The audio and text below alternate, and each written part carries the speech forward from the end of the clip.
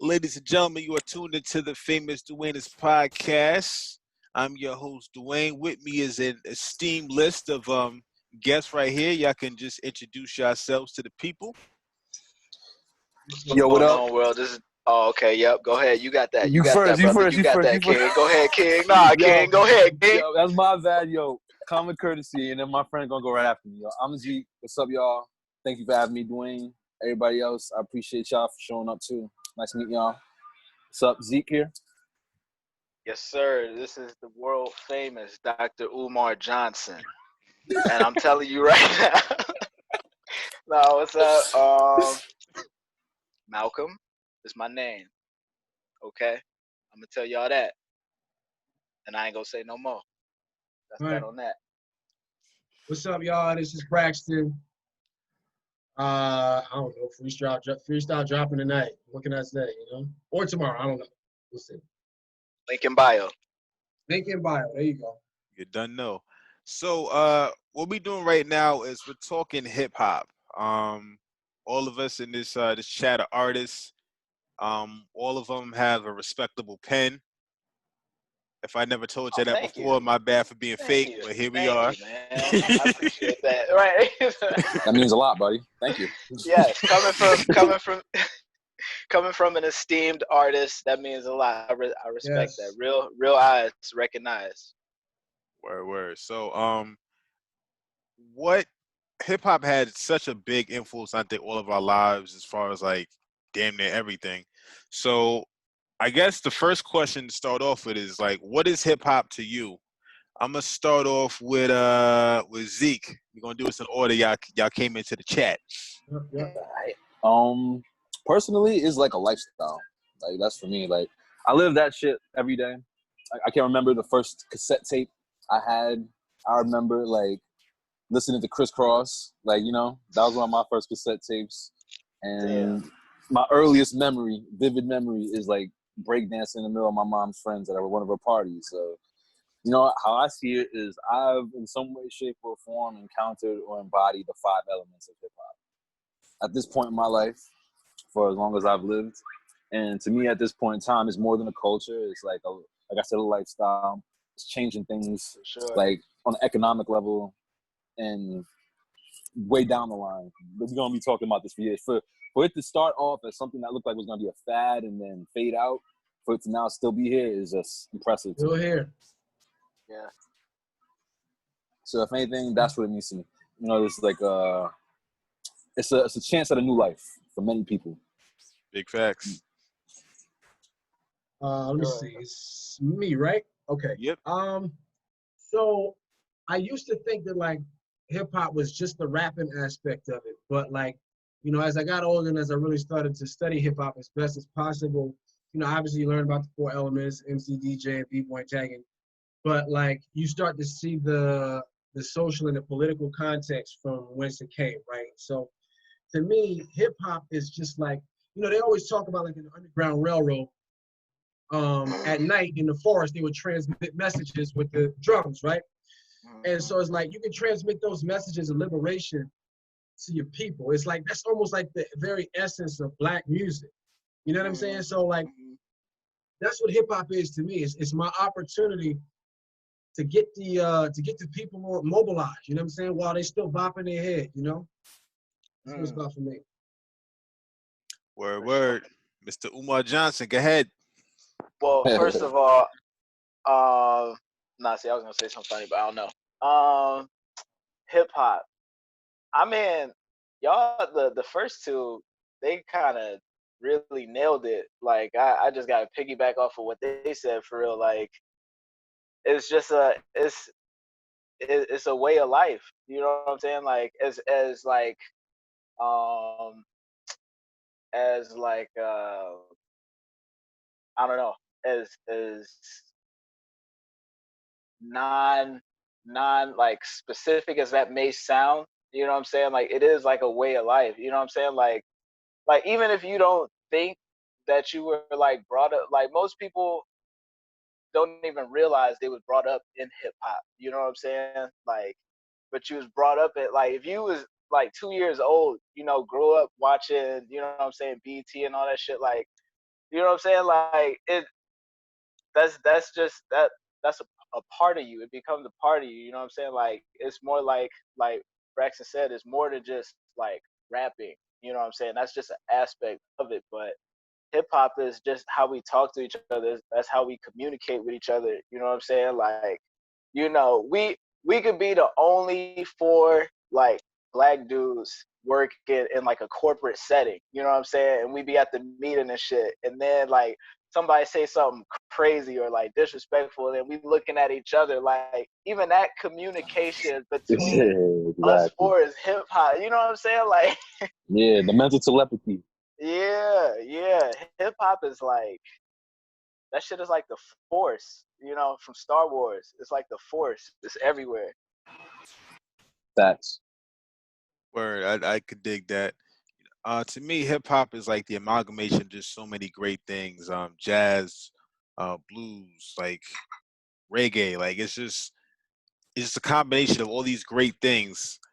All these things that were birthed out of struggle, out of basically like lack, and just us, using that lack, using those limited resources to make something great out of it. I think that like I compare hip hop to like almost like patois, like some sort of like slang that we say this, so we're speaking to each other in a room full of people that don't get it. Hmm. And what's happened is like everyone's kind of picked up on that language and that dialect, so it constantly has to evolve. And for better or worse, it's become universal. And sometimes the signal gets a little fuzzy. So it's on us as artists to make sure that we keep that signal clear. Make sure that art is because art imitates life, but then life is also imitating art. I think it's more so the latter than the former. So making sure that the stuff that we put out there is, not just what we're going through, but what we like to see. Making sure that we're manifesting our words. Because I can tell you right now, there's been a couple times, I was over here fronting, talking about my life harder than it really was, and that shit ended up happening. And I was tight. It was like Stranger Than Fiction. Right. Hmm. Yeah, Yep. man. That shit is that's it's powerful when you people don't a lot of people that's making music, I feel like they don't realize like the how powerful the whole process really is of like taking some shit that's like inside your brain. You know what I'm saying? Like Right. something that your mind is putting these words together that's coming from out of the ether. You know what I'm saying? And it's like you putting it down on paper or into your phone or however you formatting it, and then you going into a studio, you recording it, you rehearsing it, you memorizing it, and then you performing it for people and stuff like that. You putting like a lot of energy into you know um, the things that you're saying and shit. And I mean, we've seen it like so many different times with artists. You know what I'm saying? Like Tupac, classic example. Of like him just always putting that message out there, like I'm gonna die early. You know what I'm saying? Like my enemies is out to get me and stuff. And it's like, I mean, like look what happened. You know what I'm saying? Yeah. I think a lot of rappers, if you think about it, especially ones that passed early, they kind of like wrote it into existence more or less. You know what I'm saying? Yeah, it's that self-fulfilling prophecy for real. Yeah. So I guess looks like somebody else is coming into the chat, and I have no idea who it is, but Shit, we'll see what amateur. happens. We'll see what happens. You got Oh hopefully it's shit! not the Intruder alert. feds. Let me see something. Right? Yeah, hopefully it's not the feds. You know what I'm saying? Ah, man. It's like chill, man. I did the premium, nigga. Like it's supposed to only be tapped to the free shit. Yeah, the Facts. feds is like actually hip hop. Word. So when they get here, they'll get here. But in the meantime, I guess we can go over like how hip hop has influenced your culture. Oh shit, you're. Oh, we still ain't here yet, but I see who it is though. That's what's up. Yeah, another wordsmith in here. Wavy. I'll let him get situated. But yeah, it's about to be a good conversation.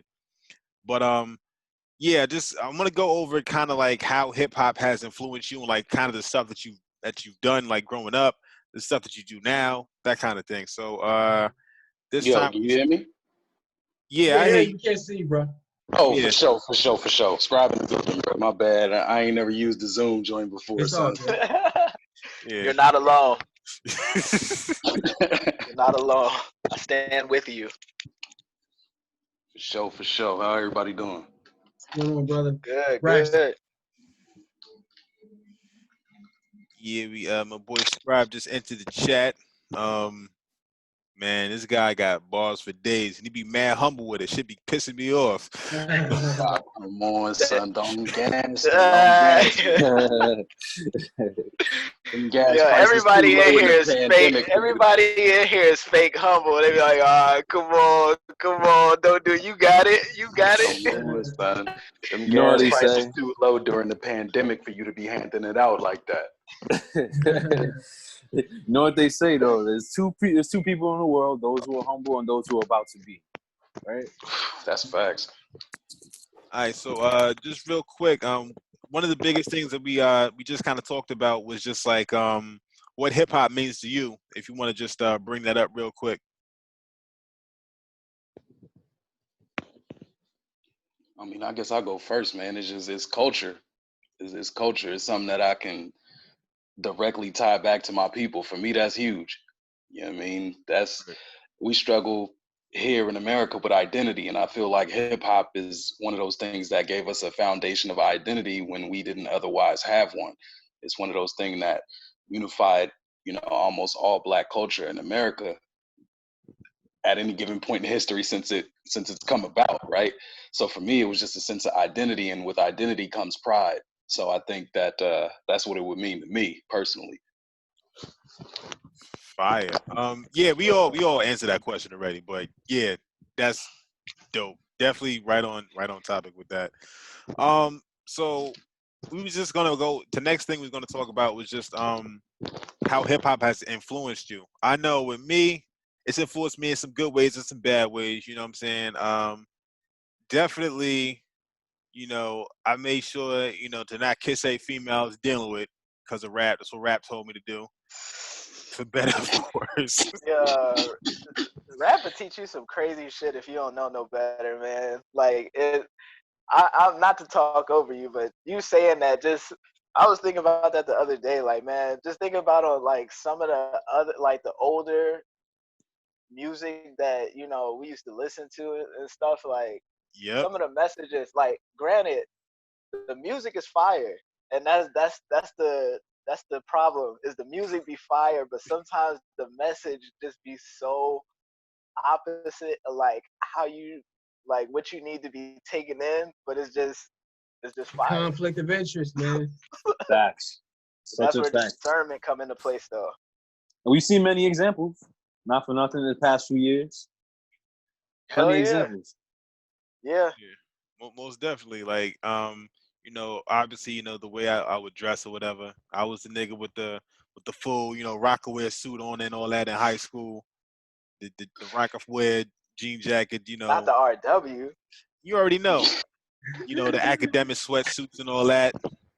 Damn. Yeah, I had all of that, and Can't forget FUBU.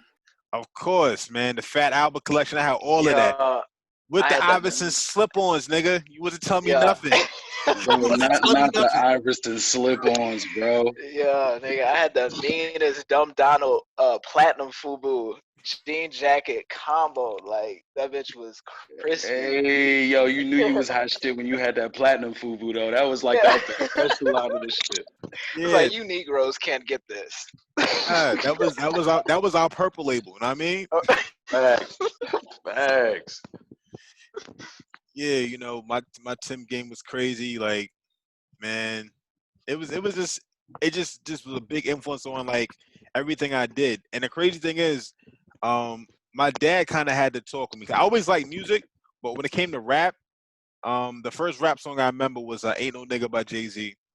The second song I remember Classic. was "Warning" by Biggie. I remember me and my dad was going to the barbershop, and that last part was like, "Yo, you got a red down in your head."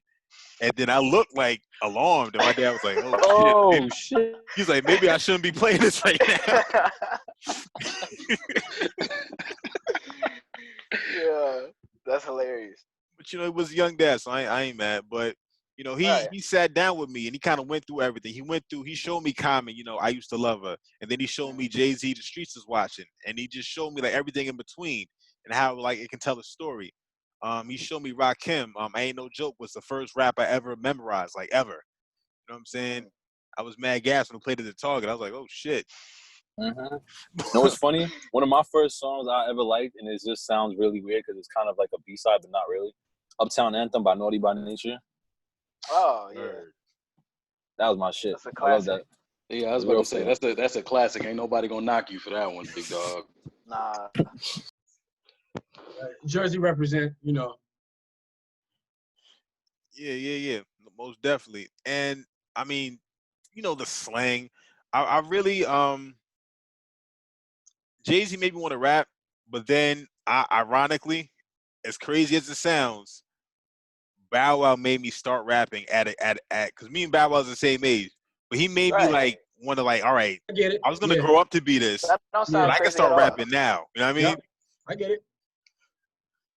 So yeah, I was going on the bus, my little notebooks and all that, starting to rap like Snoop. That's the first rap I tried to rap like.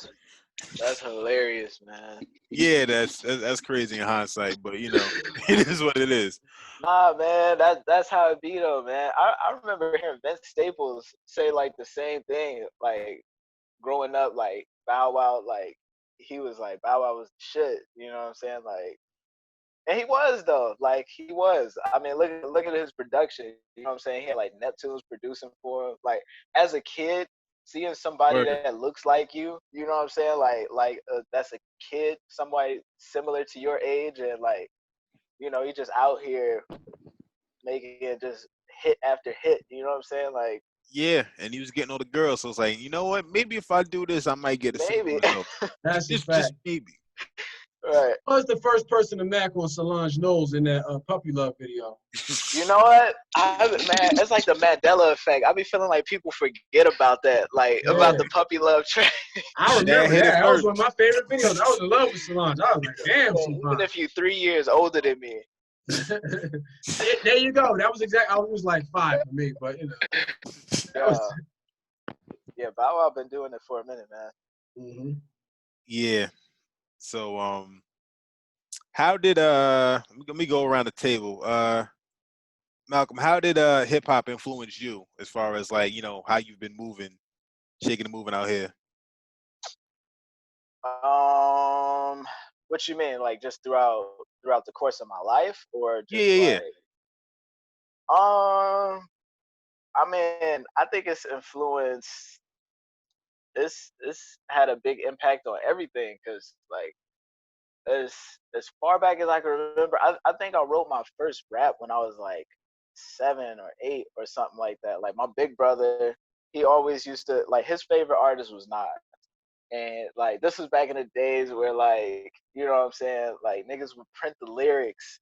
You know what I'm saying? Like he had Yep. a shoebox full of Nas lyrics, you know what I'm saying? And like would Yo. just be you know what I'm saying? And he'd be writing his own raps and stuff like that too. So like it just gradually rubbed off on me, and I started like I wrote my first rap around 8 or 9 or whatever, and then like I really started like getting more serious with it around the age of like 17. And then, a couple years later, that's when I was like, all right, this is what I'm doing. You know what I'm saying? Like, this is kind of the direction that I see my life taking as like being an artist. You know what I'm saying? So, Word. you go through that whole artist lifestyle, trying to find yourself, trying to find your sound, like it's crazy. It's crazy because I think I think um growing up, seeing the artists that we've seen on, like the DMXs, the Nas, the Jay-Z's, like all the super successful artists, like as a young person, that's like the goal is to like I want to get to that level. You know what I'm Right. saying? Like I want to get to that level. That's the final boss. That's the level I'm trying to be at. So you spend your whole life going through this like hip hop odyssey. You know what I'm saying? Like doing the shows in front of like one or two people. You know what I'm saying? Like going through that whole artist struggle. You know, and I don't know. I feel like now that I'm older, you know what I'm saying, and like I kind of got a better perspective on life. You know what I'm saying? It's not so much about the destination as it is the journey. You know what I'm saying? Like I'm just enjoying the journey that like hip hop has taken me on. Before when I was younger, it was just like I gotta get signed. I gotta, be on a major label. I gotta do X, Y, Z. But it's like, man, this shit is so wide and vast. Like, you know what I'm saying? It can take you so many different places in your life, and so much happens to you, during the course of your life while you trying to, while you think you just want to be like a big rap star and all that. And I don't know, it's very poetic. You know what I'm saying? Like when you look back, when you listen back to some of your older songs, you know what I'm saying? Like some shit you recorded like when you was like 20 or 18 or whatever, like you start thinking about where you were in your life at that point in time. Like I don't know, I'm rambling, but it feels like it feels right to say. You know what I'm saying? Like y'all know what I'm talking about though. Like, cause I'm sure Yeah. we all like the same age in here. You know what I'm saying? Now there's a Like, bit of a gap, but it's all good. oh damn, all right, bet. Nah, but I Yo, don't come know. on. I say all that to say this: hip hop has influenced every nearly every facet of my life. You know what I'm saying? Like from the brand that I created, like counterculture, my whole thing is based off of hip hop. You know what I'm saying? So that's how I say it would influence me 20 minutes later. Yeah. All right, Braxton, you up next? Yeah. So actually, when I got four brothers, right? Three older, one younger, and my dad is a preacher. But he's a Oh, preacher that one of them stories like I used to be on them streets with y'all selling drugs and that kind of, right? Yeah. So that said, he was strictly against hip hop, which is crazy. So like, and I guess he just because he saw it as like a symbol or like a glorification of his former life, whatever. So we weren't allowed to listen to rap. Of course, we still fucking did. You can't control shit like that. Facts. And I just remember, let me see, my first, I remember beatboxing a lot, that kind of thing. And then after that, one of the first rap songs I heard was probably, I was born in 91. Let me see, it was probably, I think it was Hard Knock Life. I remember that beat, yeah, because it had Annie's voice, and me and my brother started laughing because he was like, "Why these kids?" You know what I'm saying? That's the earliest song I remember. So I guess Jay-Z. I don't know a time in my life when Jay-Z is not, the icon of hip hop. I just don't know that, even though he's not my number one. He's like my number two. But like, yeah. I've never seen it. But my point is like, what hip hop has done for me, the way I was raised, which was to stay away from hip hop, even though obviously I can rap, but that's only because I started out as a poet. Like outside of rap, if people walk past me, they're gonna think, oh, he's too corporate. Why he ain't got no facial hair? You know what I'm saying? So it's like, even though we brothers, like there might still be that disconnect, like there might be that unfamiliarity, right? In the way you carry yourself, people might think it's too square or whatever. Because when you deprive a child of hip hop, they're gonna be a square in some ways. You know what I'm saying? Facts. Right? It's just, it just Yeah. happens. So it's Yeah. like hip hop is the way I can get through and express.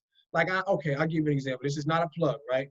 But like for my last album that I wrote, this coming out next month, I was like, this is like my love letter to Black people. And that's what hip hop has been for me. It's been a way for me to kind of bridge that gap that may have existed because, I grew up in this real evangelical Pentecostal type environment where, my dad was really strict. I just didn't have access to those types of, you know what I'm saying? But it's just been something that, and another thing, all right, Ye said, I think he asked the question, he said, is hip hop a euphemism for a new religion? the soul music of the slaves that the youth is missing. I don't even want to explain that. I just feel like that's like one of the most perfect, conceptualizations of hip hop and its purpose, and the mission we got to espouse with that. Yeah. Pre-Sunken Place, Ye was a different nigga for sure. I Scribe. It's on you. All right, bet. Man, so you really the question is, I guess, how it affects me. Yeah. Man, all right. So coming from California, man, like it's a different dynamic, right? So when I'm growing up in these times, you feel me? I'm 33, so when I'm a young buck, cats is listening to like on your side of the world, you got LOX and like all that going on, right? Right. On my side of the world, ain't nobody listening to that, Right. So my appreciation for hip hop is a little bit different than the average West Coast cat because, just like I can say that cats on the East Coast that have had the luxury of being considered like the heroes of this game being locals. You know what I'm saying? Like locals. You know what I mean? Like cats on the East Side be like, man, Pac was out there on the West Coast and y'all got to hear him and see him all the time. And like that's how hip hop heads on the West Side feel about almost everybody on the East Coast that they feel Right. like they nice. You know what I mean? Like we got a Right. couple legends, you feel me? But y'all got everybody. I mean, it's kind of like when you think about the cradle of civilization being Africa, and as it pertains to the black man, that's how me from the West Side felt about hip hop in the East Coast. You know what I'm Right. saying? So like, for me, hip hop, I think the way it's affected me has literally been, I mean, almost my entire life. Wanting to understand more about how it came about and why some artists spit like this and others spit like that. Like it really that's when it really prompted me to start like actually writing. As you know, it wasn't until very recently this year that people wanted me to start rapping. You know what I mean? Like people have been asking me for years, but this is the year that I'm finally going to acknowledge it and like try to learn more and That's what's up. really start studying and stuff like that. So for me, I think it's everything. I think all the way down to the way that I speak, the way that I communicate. Word. I tell y'all, I can Yeah. tell y'all, everybody has those albums that they remember where they were when they bought it. You know what I'm For saying? sure. And for me, I'm gonna give y'all a couple of them. The two albums that really sat crazy with me throughout life, obviously for me, and Dwayne knows this is Black Star. The Black Star album is like, bruh, Perfection. that's just like I can't even really explain it. That's when it really hit with me. Like, yo, okay, cats can rap about this type of stuff and people gonna listen to it. Like they created a timeless album while being fully aware of what was going on and with the times and our people, and that really resonated with me. Word. And then the second album would be the Stillmatic album by Nas. I was in Baltimore at my cousin's wedding, bought it at a little black-owned music shop, the hard copy, the CD, listened to that joker in the anti-skip CD player. You feel me? Had the fresh pack of batteries in that boy. Boy, do you understand me? You understand The me? Kobe headphones, like what? And I'm gonna be real with y'all about that. Like I knew about Nas because Nas gets play everywhere, right? Right. But I only knew about hit single Nas. You know what I mean? I didn't really. It wasn't like the breakdown of like what I expected, right? Word. I'm playing through the album and I'm like, son, wow, like okay, I need to really start looking some stuff up, right? And so like those are the things that's how it's really affected me, is that all the way down to the way I communicate, how I talk to people. Hip hop is literally how I feel about it. It's literally paved the way for how I communicate with people, whether it's just talking regularly, whether it's me writing something for somebody or to somebody. I mean, all the way on down to my career and what I do now for work. So I think the language of it all probably is the biggest thing for me. Hip hop taught me that I can continuously be myself without having to sacrifice anything that it means to be me.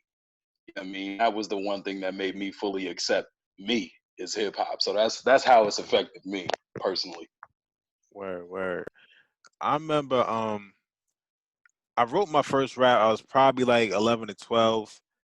The first rap I ever did and this is some goofy shit. I'm letting you know right now. So trigger It's, warning. yeah. The first ones is always goofy. Yo. So I was probably like in 3rd grade, and you know, we always had the goofy shit going on. So, you know, niggas was doing that diarrhea song. And I just started like ad-libbing. The And it was just diarrhea rhyming. song. Yeah.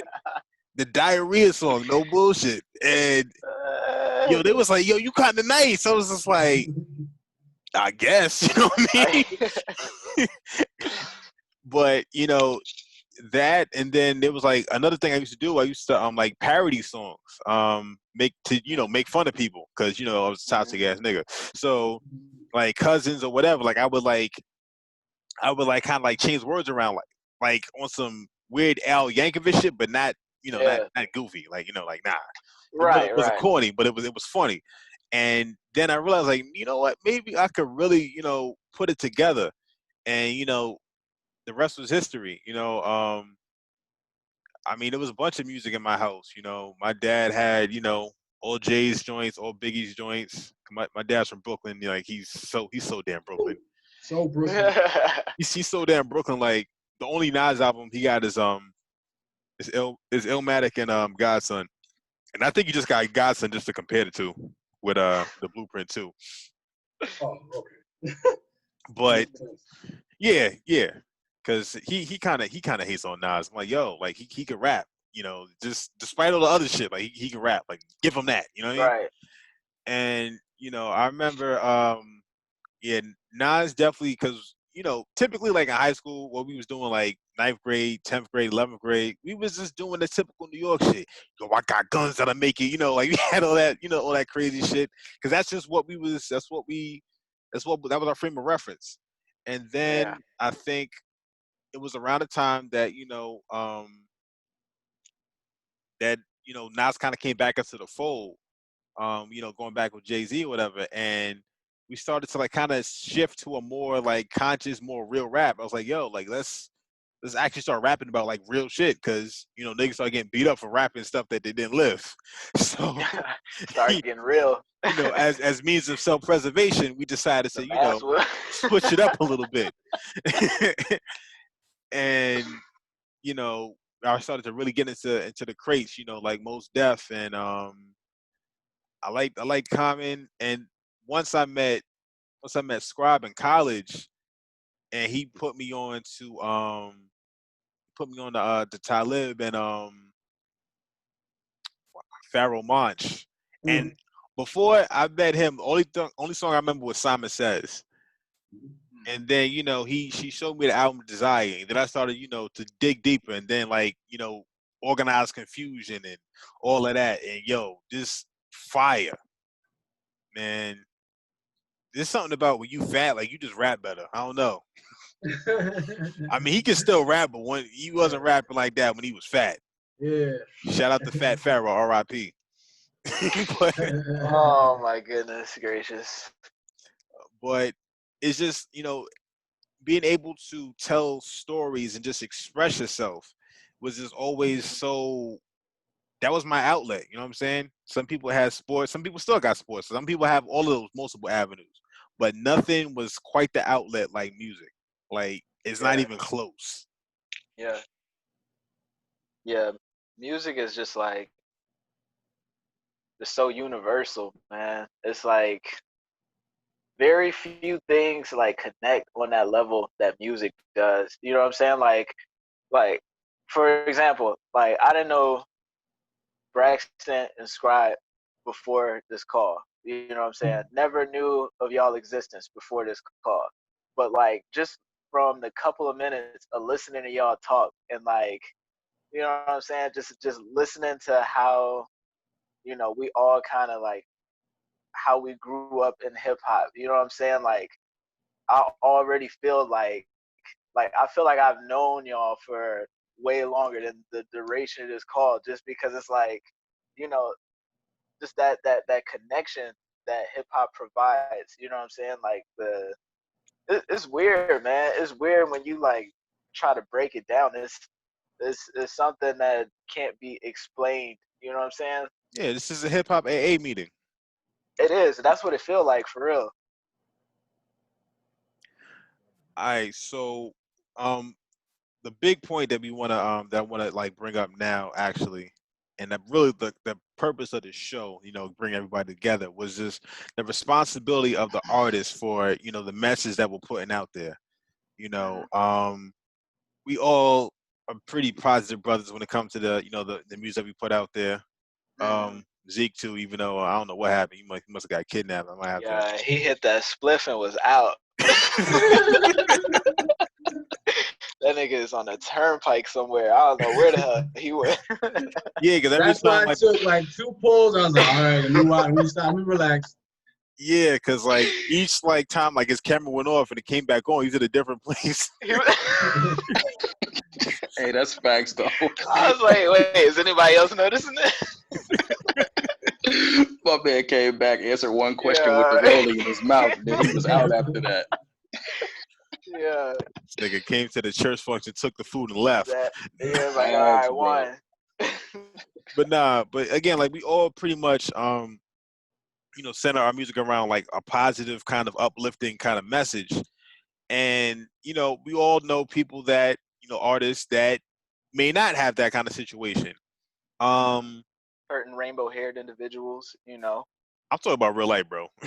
Oh, okay. All right. Yeah, we Yo, could keep it in real life. I'm weak at the clap back of real life, bro. Come on, son. Well played, sir. Well played.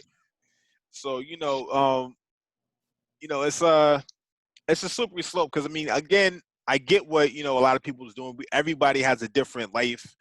Everyone has different goals to try to accomplish. Some people, it's not just expressions like, yo, this is all I have. Like I can't get in a 9 to 5. I'm not doing the military. Whatever it is, like I'm not doing that. This is my way out. My jump shot is trash. This is it. You know what I mean? So I can't fully fault that. And sometimes some people honestly don't know better. They don't know the power that music has. You know what I'm saying? Yeah, Because like music is so influential that you don't even realize it until like somebody brings it up. So that's like facts. I told Braxton this thing. I keep doing the same example, but if you think about like how a metronome goes, like hypnosis, like that's a rhythmic tick, and that lulls you into like a kind of Oh, trance. arithmetic. You see the bar right there? Yo, this nigga's Yeah, this Yo, nigga, come man. on, son. You see the way the arithmetic when I arithmetic. oh man, I'm about to meet you, my nigga, now. But I'm sorry. but yeah, I'm like sorry. I'm sorry. it puts you in like a trance like state or whatever, and then you start making suggestions over that, and that's basically what music is. So we Yeah. think about like we got a shorty coming over, you know what I'm saying? We're gonna set the mood, we're gonna throw on every artist that can sing besides Mr. R. Kelly. You know what I'm saying? Like we're gonna do that. You know what I'm saying? We're gonna throw on the old schools, the Isleys or whatever. Well, it depends. If you throw in the Isleys, it's somebody special. They might stay the night. But if it's like, one of these, let me shut up. You get the point. You get the point. So you know what I mean? So we're using that to set the mood. You go to a department store, they're playing like uplifting, like not uplifting, but like happy music, to put you in a shopping Yeah, mood. you're right. It's so powerful and it's so subtle. So, with that, you guys, first of all, do you guys keep that in mind when you make the music that you make? Absolutely.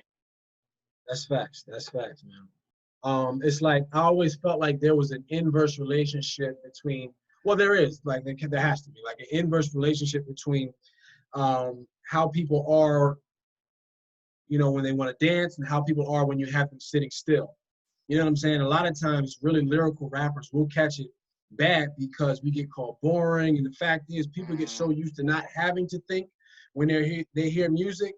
Anytime you start to rap, I mean, I'd say what they say to me: you use too many big words. You Sharif, you sound like a hotel. Like so, it's like, but it's like you are much more. I guess you are much more annoyed by that. Like when you're not used to like bringing yourself around any type of actual thought. You know what I'm saying? So it's like if the hip hop is not, first of all, it's either pushing you forward or backwards. It's no neutral. So it's like if the music is impressing you forward specifically towards liberation, and yes, self-expression when you talk about b-boying and DJing and shit, but like specifically things like tag art and things like MCing, like lyricism, wordsmithing, you know, you have to make sure you transmitting a real message to the people. Like it has to be something that's edifying. Like, what do you gain from telling these dudes, or what do you give to the community by telling them, you know, fuck these bitches? Like it doesn't, you know what I'm saying? So it has to be something constructive. It has to be something edifying, man. Or if not, then I'm going to instantly assume that you must be being financed by somebody that ain't black. Because what black person in his right mind would tell another black person to kill another black person? You know? Not to say that at times you don't have to squeeze the trigger. But, So it's deep, man. It's sip of wine. it's levels, it's layers to this. Nah, I feel that because you know, I actually thought about that when Dwayne asked me to come kick it with y'all on the meeting about it in a conversation. You know, and the message that artists are portraying and their level of responsibility. The crazy part about it is, I remember when the Genesis 6 situation happened, and the first artists that you saw out there were Mos Def, but there were also two other artists out there, Jeezy, right? He was on the front lines, all in the. I think he did a whole CNN interview, I think, and then there was T.I. Both of those cats were on the front line of that entire situation, and represented. They represented the black community very well. And where I'm going with that is, if you look at the history of their early music, specifically T.I., because he raps a lot differently now, but you know, you go look back at his early career, man. I mean, I still rock out to it from time to time, right? But when where I'm going with it, especially cats like Jeezy, who just so happens to be very educated, far from ignorant, right? But if you look at Jeezy's music, even up until this day, right, he raps about his environment, what he came from. But then if you also watch his interviews and the things that he talks about, bro, I ain't gonna cap. I would love having Jeezy on the front lines representing the people. So like when you talk about their responsibility, it's such a two-edged sword, because I mean, that's really the reality. Even when it started, you know, people was rapping about their environments and things they had going on, whether you were a product of the environment or whether, you know, casualty, liability, however you want to word it. You know, it's so tough because, you know, to kind of piggyback off my man's what he was just talking about, like, I'm one of those artists who feel like, man, when you rap, it needs to be about something that's progressive to people. It needs to be edifying. But then in the heart, it's like, damn, you know, when I look at these cats, it's tough for me because when stuff pops off, those the cats that be on the front line and shock the hell out of the world because they, you know, what they talk about and their level of knowledge behind it and all that shit. You would have thought they never knew, you know. Right. And like you said, it's deeper than that, because my man said, man, look, it make me believe that they being financed by somebody that ain't black. I never even took it there because that I wouldn't have thought it. So that brings about a whole nother topic, a whole nother subject matter. But like I said, I say all that to say, just like you grew up, we talked earlier about being a square or whatever, you know, especially if you keep away from hip hop, or like you grew up in the church, which, you know, a lot of black people do. I did, you know, they didn't want us listening to that secular music. All that, that worldly music. Right. That worldly music. That worldly music. Right, you feel me? But then when you really look at it, man, like you was where I come from, you feel me? You was either a gangbanger, you was a thug, because people don't know there is a difference. You was either a gangbanger, you was a thug, or you was a square. You feel me? You was a hitter, you was a banger, you was a square. That was it. You feel me? But there was no separation between who the heroes were, if that makes sense. Because the gangbanger or the thug or the square, usually the main cats in charge is all three of them. They usually the most educated. They usually know the most. They know who need to be on the block and who don't need to be on the block. They know who need to be doing this, who need to be doing that. You know, so hip hop, in my opinion, is so much more intricate. You know, I can get up here and preach a message to the people the way that I may speak, but my cat that grew up in the trap and actually was trapping might have a different way to portray that message, and it's gonna sound a lot different than how I would deliver the message. But I think the messages are equally necessary. Yes, you can run both sides of the spectrum into the ground, but I think the messages on both ends are equally necessary. And the reason why is because, yeah, Jeezy talks about a lot of stuff that I never lived, right? But at the end of the day, when Jeezy get up on there on CNN and do that interview, all of the people in the trap are watching him speak. So it's equally as important. If Jeezy get out there and say, "Hey, y'all niggas need to vote," guess what? The whole set finna be at the polls, bro. You know what I'm saying? Right. So it's equally as important. You feel me? Yeah, most definitely. It's weird though, because I feel like it's such a dichotomy, because you think about, you know, the albums that people put out, and then you think about the interviews. And the thing is, like, yeah, the albums are gonna outlive the interviews. You know, that's that message of, you know, what you've been doing, how you've been brought up, is still gonna outlive that. You know what I'm saying? It's just, I mean, if you think about it, like, the way that things like stick in your mind is when you add a melody to it. That's how niggas do their ABCs. In fact, if you try and do something in alphabetical order, what do? You go through your ABCs. It's, you know what I'm saying? Counting from 1 to 10, it's the same thing. We added a melody to it so that we could remember it. So yeah, it'll definitely stick on in, you know, your mind, like, temporarily, like the interviews and stuff like that. But the songs, the albums, the catalogs, that's like setting up shop in your subconscious forever. So again, you know, just the ones that know better, we definitely have to make sure that we're very conscious about, you know, the kind of content that we put out there. You know, sometimes you got to write something and not release it. You know what I mean? Like, I've done that several times. you know what I'm saying? Several occasions. I remember back in high school, I dissed this nigga. I wrote a whole diss track on him. I was like, you know what? I'm not gonna like air you out, but I'm gonna tell you to your face, like, yo, I really. Oh my goodness. I ain't really fuck with you like that. Bro, You know did you run up on my man's like, I said, yo, out of nowhere? You just hit it. Man, I get that nigga all kinds of shit. I remember this other time, we supposed to be on a song, and then he kicked me off the verse 'cause I was bullshitting on, you know how that go. You take too long to pull out your verse. I saw him at the store with some joint. I was like, yo, what's good? Yeah, damn, chill. That's exactly where it was. But yeah, he's with some joint or whatever. Like, he just released a song. I was like, yo, what's good? That song was trash, my nigga. And gave him a dap. And like that's not nice. And the look on his face, he was like, and you know, we laughed about it, you know, later, but like, that's just kind of how I always been, you know what I mean? Like, cause like, if I know you, if I know your potential, if I know what you're putting out, and then I see you, you know, trying to go the Mickey Mouse route, I gotta say something, you know what I mean? I'm like, so what's the angle? You trying to be famous, or like, what you trying to do? Like, you really want? Because another things that people don't talk about, and that artists talk about all the time, ones that's like mega famous, is how fame is a trap. Fame is not really all that at all. You know what I'm saying? Like, I remember one time I rocked a show, which I'm pretty sure everybody here performed or whatever. If you haven't, or if you're listening, you haven't performed, and you have that talent, do that shit. It's fucking invigorating. But I rocked this show, whatever, and then there was people waiting outside for me. Now, I've been jumped before, so I'm already sizing up home and hit first. Outside for you. Yeah, they was just waiting outside, like it was 3:00 and they a bully or something.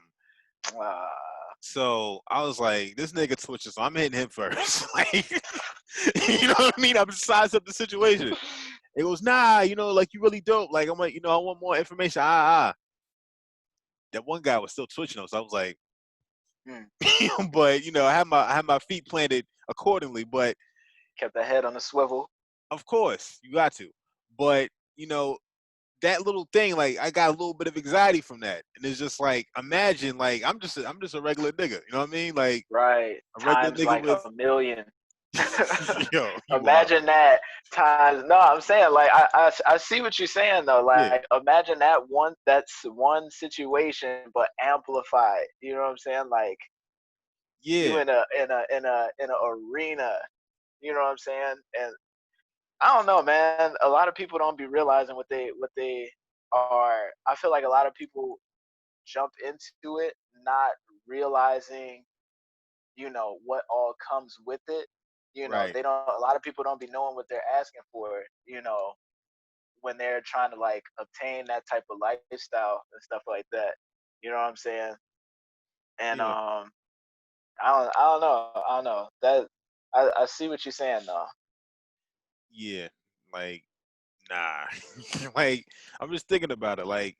Imagine like imagine every pop star or like every rapper that kind of crossed over the Hmm. moment right before they got security, where they realized, you know what, I might need Hmm. security. They was like, yo, fuck this. You know what I'm saying? Like, Right. it's just, I don't know. It's not for me. I stopped. I've given up trying to be quote unquote famous, like as far as like rap famous. Yeah. Yeah. I still goes for that. I'm making shit tired. Trust me. It But won't look, even be. I'm not to cut you off, but like it's ways to be. It's so many like niche artists out here that are like super popping and are eating off of what they do and are not acknowledged by the mainstream. You know what I'm saying? Like it's Mhm. ways to like you don't nowadays you don't even have to pursue that route. You know what I'm saying? Like you could really just rock out with like 1,000 fans for real, like 1,000 diehards for real. You know what I'm saying? Like it's everything has now become so like so like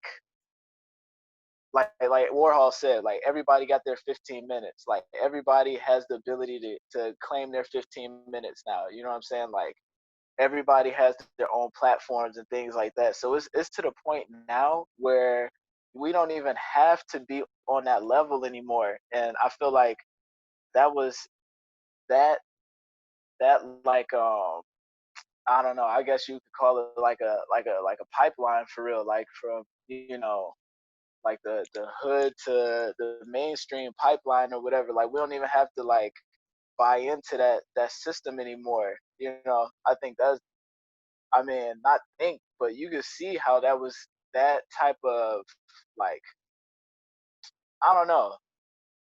You see how many people get caught up trying to become, like the rap superstar, and Yep. end up like their lives end up taking a turn, not putting everything on like, you know, on rap or whatever, but Just when clout chasing goes wrong. yeah, yeah, absolutely. Yes, when cloud chasing goes wrong, volume one. Yes, featuring a lot of these young dudes. Like, it's crazy, man. It's crazy. It'd be certain stuff that I don't even want to like speak on, but it's like you see the headlines and stuff, like, but you just kind of can't help but speak on it. Like, his name rhymes with academics, right? Word. for for for Uh, example. I The don't hip think hop I'll ever. Wendy I don't think I'll Williams. ever figure this Yeah, one out. yeah, The hip yeah, hop yeah, Wendy Williams. yeah. Damn. Yeah, Yes, he but is. I Wow. mean, perfect example of like a clout chaser. You know what I'm saying? Like clout chasing Absolutely. going wrong. Like you doing all this and that, all these antics and stuff. You know what I'm saying? And now look at you. You don't lost your job. You know what I'm saying? Like you got banned from your other platform that was like one of your main sources of income and stuff like that. And now now you resorting to like being a SoundCloud rapper. Like it's just weird, man. It's just weird.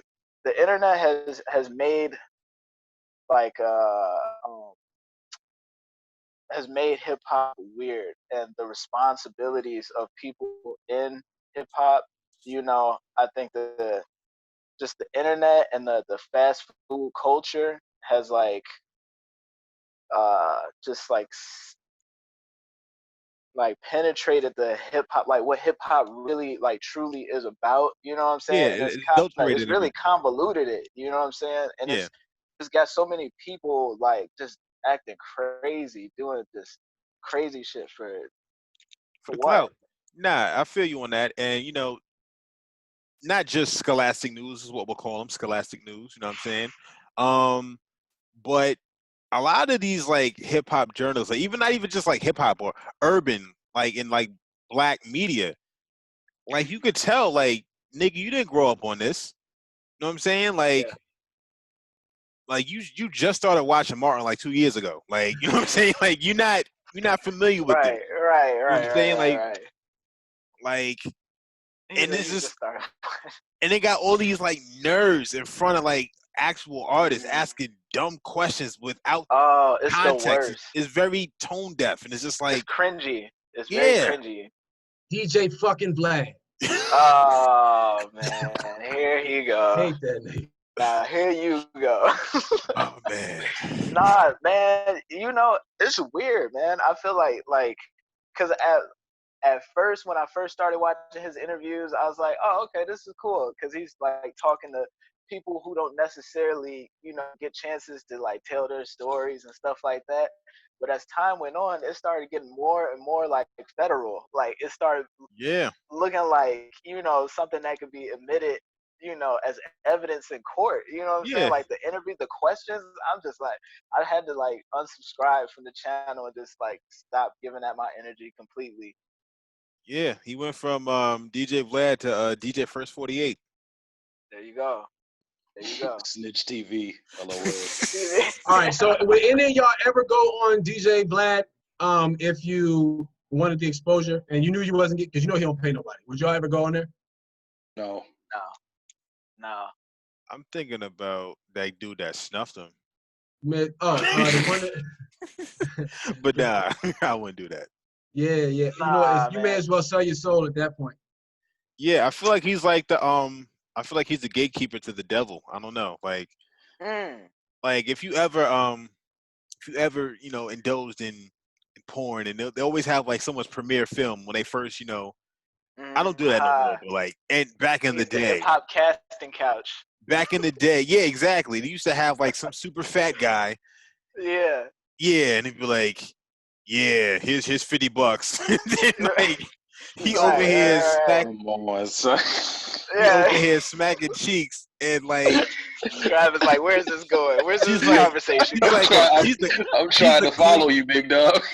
I'm just saying she's like a clean 8.5 or whatever. You know what I'm saying? Oh man. Like on the scale from she's almost a dime. She's like dime adjacent, if you will. And it's just like this guy looks like he's like the manager of Blockbuster, you know, smacking the cheeks, and then the next thing you know, she's like, then she becomes a household name. So, it's Manager of Blockbuster. I'm sorry. I'm just I'm I'm just saying analyzing. it's an aesthetic, you know what I mean? But yes. yeah, I feel like he's kind of like that. Like he's like the gatekeeper. Like, okay, once you do this, then you'll open the door to other stuff, but you're gonna be here, you're not gonna get paid, you may incriminate yourself. You know what I'm saying? You may Yeah. have to, He's definitely in that circle of things that like artists like have to do if they're trying to like reach a certain level. I feel like you know what I'm saying? Like he's on like on the press run for like how to fuck your career up for real. yeah. Most Yeah, definitely. kind of like that whole give or take magic thing. Like, yeah, you'll do great things, but you're gonna have to pay for everything that you have the Yeah. power to do. Yeah, like Yeah. Yeah. I'm not with it. I agree with my man's what he said. What you put out there, needs to be edifying for that platform. For me, anybody honestly who considers themselves to be even remotely conscious or just about people in general, especially our people, that when you put something on wax, whether you spit it or whether you write it, the moment you say something, people listen it immediately. Yeah. Yeah. Immediately. Like, man, I went to college with this man. He will tell you, like, I can never walk across campus without it's not gonna happen. Like if I'm walking across campus saying something wild, bruh, Yeah. it wouldn't have happened. You know what I mean? So like, and that's anybody who has any kind of influence, right? You know, and the problem with, like you said earlier, the whole microwave mentality is that now, like, people's attention spans are so short. So you got this whole hooked on Next to phonics nothing. era where people are not listening and not paying attention, right, to people Right. who are actually saying things. You got cats that rap about Mhm. nothing, like, at all, It's all right? about the Yeah. melody, man. It's melodic, Right? man.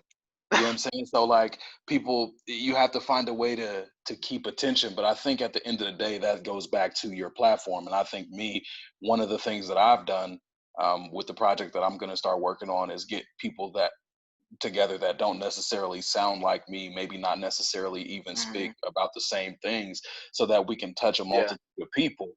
You know what Right. I'm saying? Because all it Right. really takes to get people to listen is for Jeezy and Mos Def to make a track. It's that simple. People gonna be like, "Who is this on the track? Who is that on the track?" Now you listening to both of them cats. Think about how many Right. artists that you heard of for the first time because they was on a feature and they was nothing like Right. the other artists you was listening to. Big facts. Right. Right. You know what I'm saying? Like years That's ago, that's Pharoah true. Monch did a track with Mike Shinoda. People didn't know who Mike Shinoda was. They didn't know he With was a Linkin Mike Park cat. Shinoda. Right. Right. They didn't know, oh, that's Mike Shinoda. Who is that, bro? Yeah. Linkin Park, big dog. Oh snap, right? Right. Right. Pharoah Monch got a whole track with Mike Shinoda. You know what I'm Mm. saying? So, and it's called High Voltage if you've never heard it, but it's fire. Yeah. I'm gonna have to check it Um, out. and I think they did two versions of it actually. I mean, but I say that to say that that's all that it really takes, man, is and Mhm. that's the whole thing, going back to music and its importance and what it means for people, especially us. You know, it just takes a couple Mhm. of cats to get together that can reach a common goal. Doesn't even have to have the same message. It could be the same message delivered two different ways, or a different message delivered two different. It doesn't matter. You know, Right. that's how you Right. get people to listen. And so that's the way I see that whole thing, man. As far as, you know, we have that responsibility, not just as artists, for the people, but for the people who are the artists. You know, Yeah. we Yeah. have, like you were saying, we control more of the narrative now. It's not just what's put out on the airways, and now we're forced to Yeah. listen. Nah, that day is dead. Now Yeah. It's a dub. we can start a It's the Zoom whole right now. community of us. You know Hey, what I'm brother, can I saying? ask you a question really fast? So, like, oh, I'm gonna ask everybody a question, right? Because, like, Yeah. I want to listen to all your music after we're done, but I don't like Right. surprise. So, Same. like, Same. yo, who are like, I don't know, 2 or 3 people or 2 or 3 MCs that y'all are compared to? You know, everybody always make comparisons. Like, if y'all been Mm, compared to anybody, who do you normally hear? mhm. All right. So out of all the years that I've played people my music, I've gotten Kendrick and I've gotten Cuddy. Those are like two of the main ones for me. You don't be humming and shit though. I mean, I don't do that. It's only one man that can hum on the track. Cuddy Okay, be killing that shit. yo, listen, He killing that shit. Man. He speak the ancestors be speaking through him. right? Yeah, it's very Negro spiritually. Yes, Yeah, that Cuddy yes, be doing something yes, to your spirit, yo. man. Hold on. All right, I'm gonna go second. I've gotten Kendrick. I've gotten Tupac, and then I've always been like, how? And then like, you know what? Then I rapped one verse like in Tupac's voice, and I was like, oh yeah, I get it now. Yeah. But and I think who else? I'm trying to think who else. Actually, nah, that girl was just trying to hit on me, so never mind. But yeah, it was always either Kendrick or like Tupac. That's what I've gotten before, or I've been told like I sound like a New Orleans nigga, whatever that means. Whatever Whatever that that means. means. Yeah, I don't even know. We'll find out after this project drops later this year. All right. Yeah, yeah. At this point, I've only got a couple of different things, a couple different tracks that I've been on that are out that people Mhm. can listen to. So I don't know. I don't know. I mean, I know my voice of writing is just me. That's kind of what I'm happy about. But I haven't been compared to anybody just yet.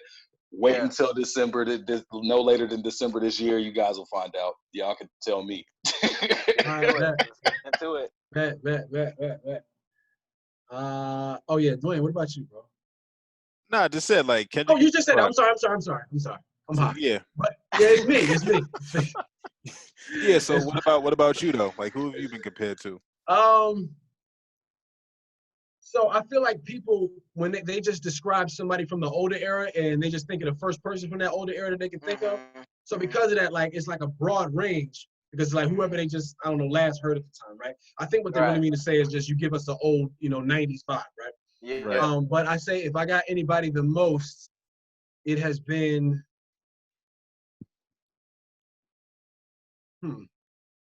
okay.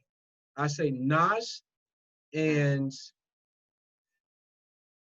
people say Mos Def, but people don't really listen to Mos Def like that. I think they just be capping. They just think it's somebody that's kind of just, Right. you know what I'm saying? I'm Yeah. like, y'all, you don't know about them. So Yeah. Yeah. They just know the they'll, Miss Fat Booty. they'll pick one of those, they probably, Muslim, they probably, Mhm. that kind of thing, the Talib Kweli crowd. You give them that vibe. They might not necessarily be familiar with the Exactly. discography, but Yeah. you give them that I vibe. say Now, from like a my fault. usage of syllables, like in Yeah. terms of like from a technical perspective, I might understand the comparison to Nas because I actually try to like adopt his technical or his technique, right? Mhm. But what I found, and maybe y'all can help me out too, like what was that like, that moment where like a light bulb went off where you figured out, okay, this is my style, right? Like this is Mhm. my creative process, this is my style, whatever, or my core Mhm. style. Because like me, Yeah. I had an issue because when I would hear rap, like I used to, Mhm. like when I was little, I used to use big words all the time. Right. Right. Well, big words for my age. And so it was Yeah. hard for me because I didn't know how to talk in like smaller syllable words and rhyme in it. Like it's harder to me. So finally, it just came down to me like from a creative process standpoint, just I guess, I mean, you just have to be in love with syllables, really. Yeah. That's all. You just have to, syllables, pronunciation, intonation, inflection, and all that. Yeah. And then your sentences might be shorter, the words might be bigger inside each bar. But if you rock it the right way, and if you Mhm. punch in at certain times, it kind of works like that. So I just kind of understood the lyrical thing because initially when I started, it was just like poetry. It was just, open mic poetry, that kind of thing.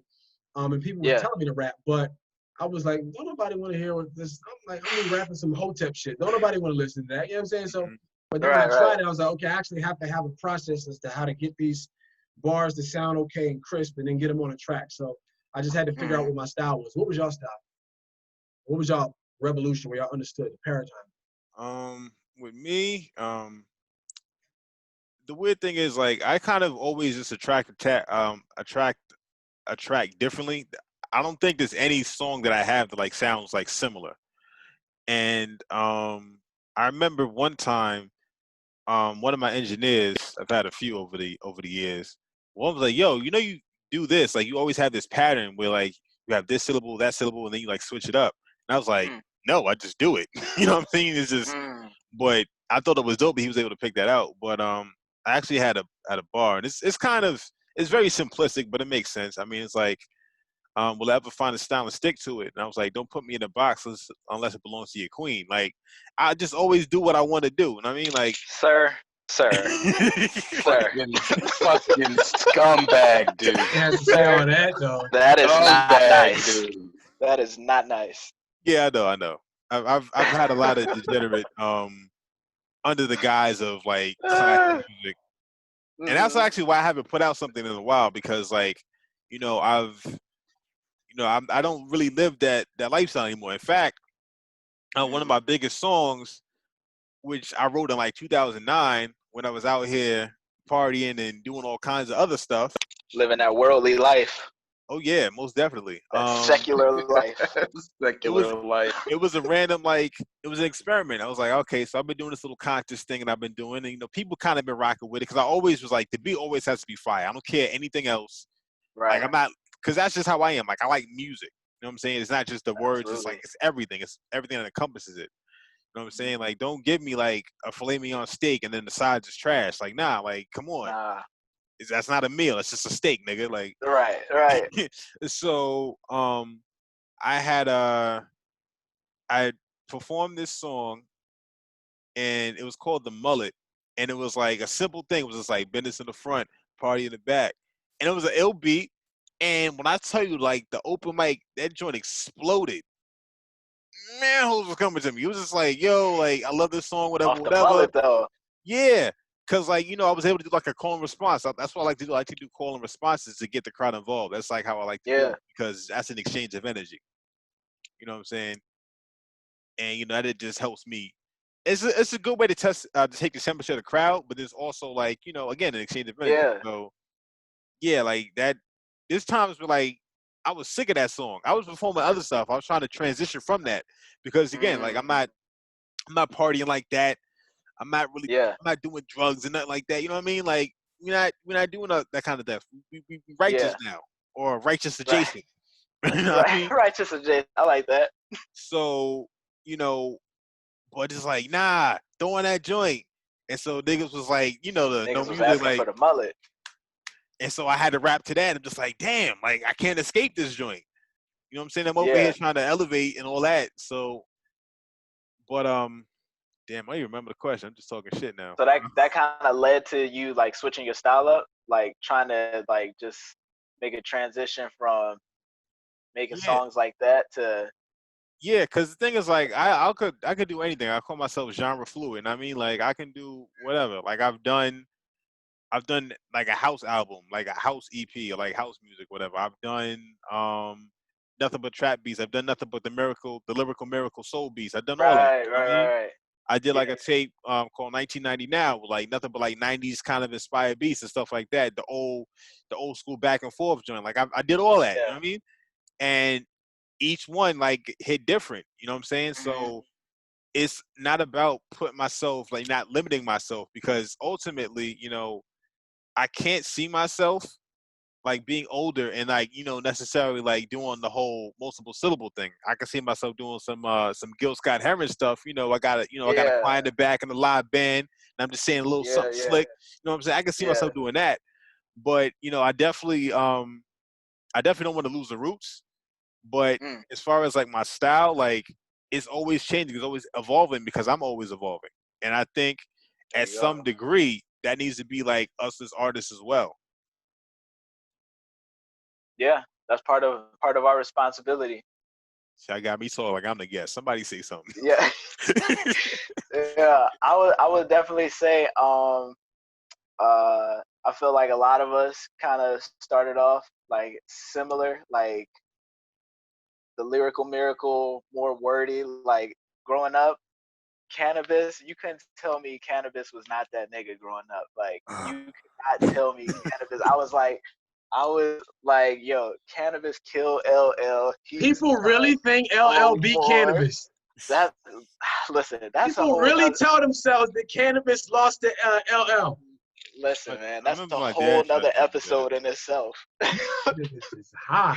Yo, I was about to say, does anybody in this room feel like Cannabis lost to LL? Because if they do, we need to talk about it right now. Hell no, man.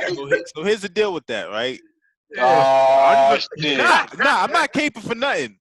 I thought Cannabis won, but then my dad was like, actually, I think he kind of did say that LL lost, but I think what he was saying was it hit hard. Cause I remember actually listening to Jack the Ripper as an adult, and I was like, "Oh, this is disrespectful." Yeah. But like it wasn't like a song that I would play again. It wasn't skillful, yeah. Yeah, but second round knockout, I was like, "Yo, this is hard." Nigga had Mike Tyson. Hold on. He had Mike Tyson on the intro, running on the beach with him and shit. Yeah. He said, "I was gonna defend you, but I didn't know you were." He said, "I was gonna say something, but I ain't know you well enough to defend you, right?" I heard some niggas talking that shit about you on the app. I'm like, listen, you got Mike Tyson in your corner, it's over. Yeah, that album like really disappointed me. And then the whole, him trying to resurge and bringing out. You said that album disappointed you? The first one, the blue disc. I don't know, man. See, the bars were there, but like the production, it was just weird. And I guess I was a kid. I didn't listen to it as an adult. I'm not sure if I'm gonna revisit like that because things age. Things age differently. You know what I mean? Like a lot of stuff, a lot of hits, a lot of stuff that niggas swore by. I listened to it as an adult. I'm like, man, this is trash, my nigga. Like I tried watching Way, scary way. movie. I tried watching scary movie on Netflix, and I could not make it through like the first. No, it wasn't a scary movie. It was Wedding Crashers. I couldn't make it through like 15 minutes of it. But like back in middle school, that shit was like the funniest movie in the world to me, and I don't know why. Like things be aging terribly, man. Especially music. Yo, so all right, so I need some opinions though, because we was me and some of my boys was debating on that Jada Fab battle, right? Oh man, here we Okay, go. okay. I had it Jada by landslide. I ain't gonna say what my numbers was. Landslide. But Mhm. oh no, yeah, it wasn't close. But my two arguments for it were that I felt like Mhm. Fab picked the wrong tracks. He That's picked the a that's the terrible first song choice. that's the first part because that battle should have been way closer. Don't get me Way wrong. closer. I'm a Jada head. I would have had Jada winning Yes. regardless. Don't get me wrong. Same. Let me make that very clear. I got Jada winning Same. regardless. But they might have been able to go like boxing terms. They might have been able to go to like 6 or 7 rounds out of it. You know what I mean? If he had chose the right song selection. But one of my Yeah. boys who's like a music aficionado of any genre. I'm talking about go-go, house, trap, all that. Okay. He did. He's like a music historian, right? Right. He was like, man, he said he felt like even the tracks that they played for Fab, he said Fab's music didn't age well. And I was like, damn, I had to think about it like, He should just play damn. all soul tapes, and they would have been close. I mean, but do y'all feel like his music didn't age well though? Like I still haven't settled with that. Like I feel like that's a harsh critique. I don't know if I don't know if I can say it I think didn't. that's kind of harsh. Yeah, I think It's that's harsh. harsh, bro. I don't think that's true because when I play all the old Fab joints that I like, boy, I'll be rocking. So Right. Yeah. Holla back, like what? Like keeping it Like, gangster? yeah. Like I don't get it. I don't know. I don't like know. at the end of the battle, they was saying like, "Yo, let's have a mixtape back-to-back battle," and I was like, "Wait, hold now, that's gonna be way fucking closer, G." Now Fab, Like, I think Fab might win that. He might. like, It might be 1-1. They might have to do like a tiebreak after that because Fab. I don't he know, went man. back to the basement, and people don't know about those mixtapes that he came out. That's the biggest problem is people don't know about those mixtapes that Fab put out after his last mainstream People album. outside of New Like- York, I will say, outside of New York, New Jersey, Connecticut, like that's where the Fab bias is a little stronger. Like I'm from the Midwest, but I always grew up like listening to. I grew up listening to Fab. Like I was a Fab fan, but I was also like a heavy Jadakiss Lox fan too. But yeah, if you have this conversation with somebody outside of like the New York, New Jersey, Connecticut area, I don't know, you might get a little more, you might get some different answers. But I think I don't know. I don't think his music I don't think it's aged terribly. I think a lot of people, Fab has the Wale effect where like he's a dope artist, but for whatever reason, people love to just like talk shit about him. You know what I'm saying? Like they love to like make him kind of like the butt of the joke. I think because he's like just like the quintessential New York nigga. You know what I'm saying? Like I don't know. That's just my POV on it. I feel that because I mean I'm just trying to feel like when I saw everybody's comments after the battle, Yeah. like it was one of those things for me that I had it Jada by landslide, but not because Fab is trash. And I think that a lot of people were saying it was Jada by landslide because Fab is trash. The way they were acting, their responses was saying that like. It'd be a lot of kids in the comments though too, man. I hate looking at them comments sometimes because it's like you can really tell like who listens to what. Right, you can. No. Like I'm like, man, Fab is nice, bro. I felt like it was really the song selection, man. Because I mean, I'm gonna tell you, after like song number 4, I think Fab played the 5 Fingers of Death jump. That whole joint came on with the feature and all that. And I'm like, okay, Fab. After like the first 4 tracks, both of them, they was hot. The first 4 tracks, I'm like, okay, this is even right now. Like this is about to be crazy. And then I don't know what happened after that. Because Kiss didn't really play. Man. Kiss didn't even play none of the crazy ass bangers that I thought he was gonna play. Like people was asking me, like, "Yo, did Kiss play this? Did Kiss play that?" I'm like, nah, he ain't play that. Nah, he Yeah, ain't play and that. he said he wanted to, but like they threw it because they were doing a whole. They wanted to do a bunch of like girl joints or whatever, and that's not really his style. And I do prefer. I mean, the thing is, Jada can't do that though. Like he has like some pretty decent girl joints. You know what I'm saying? And like he's been on like features of stuff, for the ladies. So like he could have did throwback if he wanted to. You know what I mean? Yeah. Like he could have did. He did by your side. I was happy that he played by your side. I had just listened to that the night before too, so I was hyped when he put it on. And he played one of the slow joints off his new album. Yeah. He actually played a track off his new album on that joint. Yeah, that battle was a mess, man. I've always preferred Jada over Fab. I think that they do really good. They do really well together. I feel like he forces Fab to make sure that he stays on his A game, but I feel like sometimes he gets a little lazy, and I think that's just what happens with like punchline rappers in general, not even just Fab. Like punchline rappers is like, all right, let me just set this up. I already know the punchline. Let me just set it up any old kind of way.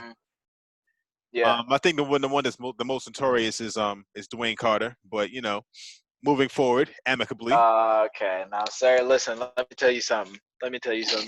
There will be no Dwayne Carter slander on this here Zoom call chat. Come on. I mean, it depends on which Dwayne Carter you're talking about, big dog. Okay. You're talking about the last 3 years? I'm sorry. That chick it's a frisbee. I'm sorry. Trash, bro. I downloaded that man last album. I immediately took that shit off my phone, bro. I ain't gonna hold you, big dog. That shit was taking up too much space after track 3, bro. I was over it, bro. Nah, man. Like, I need to free up some megabytes. No, I'm gonna tell you for real deal. I was so look, Dwayne will tell you, I didn't really even listen to that man like that, but I was actually hyped for this album. Like, all right, look, I need to switch up. I need to switch up. Hey, let's download this joint. I felt like I was the cool kid, you feel me? Immediately downloading the album and shit right when it came out and shit, right? Man, fuck, bro. And when you a writer and an artist, you got to do the artist respect. So you struggle all the way through the album. Yep. Yes, you put yourself through the crucible. You're like, you know what? Let's go. Bro, let's do it. I struggled all the way through that album. I wanted it to be so good, so bad, bro. I had to go back and listen to the dedication just to make myself feel better about the time I spent. Cleanse your palate. Yeah, bro. Like, yeah. No, look, dedication 1, 2. I'll even throw 3 in there. Drought. Carter 1, 2, 3. That Wayne can't slander him. Cannot slander him. Yeah, I mean, so I need some intel though. I need some intel right quick because I've been wanting to ask some hip hop heads about this and I ain't downloaded it yet. Somebody told me the last Lupe album was fire and that everybody slept on it, and I haven't heard it yet. Is that a fact? Tetsuo and you? Yeah. Nah, Tetsuo? Nah, he had like 2 more albums after that. Yeah, he did. I don't remember. I know the one after. If you're talking about Tetsuo, you from like 2014? You talking about like this was more recent than that. I want to say this was like last year or something like that. It was okay. The one that I know. Nah, he had both Droguses already.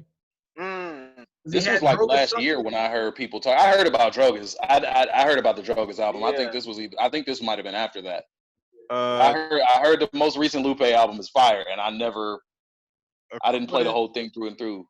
I definitely got to check it out. That's one of my favorite rappers. Oh, I think it's Chill Spotlight. Is that a yeah? It's an EP. It's an EP. It came out in February on Valentine's Day, actually. Okay, I'm gonna have to go check that out. Yeah, we should all check it out and do a review on it. Hey, I'm with that. Come back I'm and with do that. a review on it. Word. I'm doing it right now as we speak.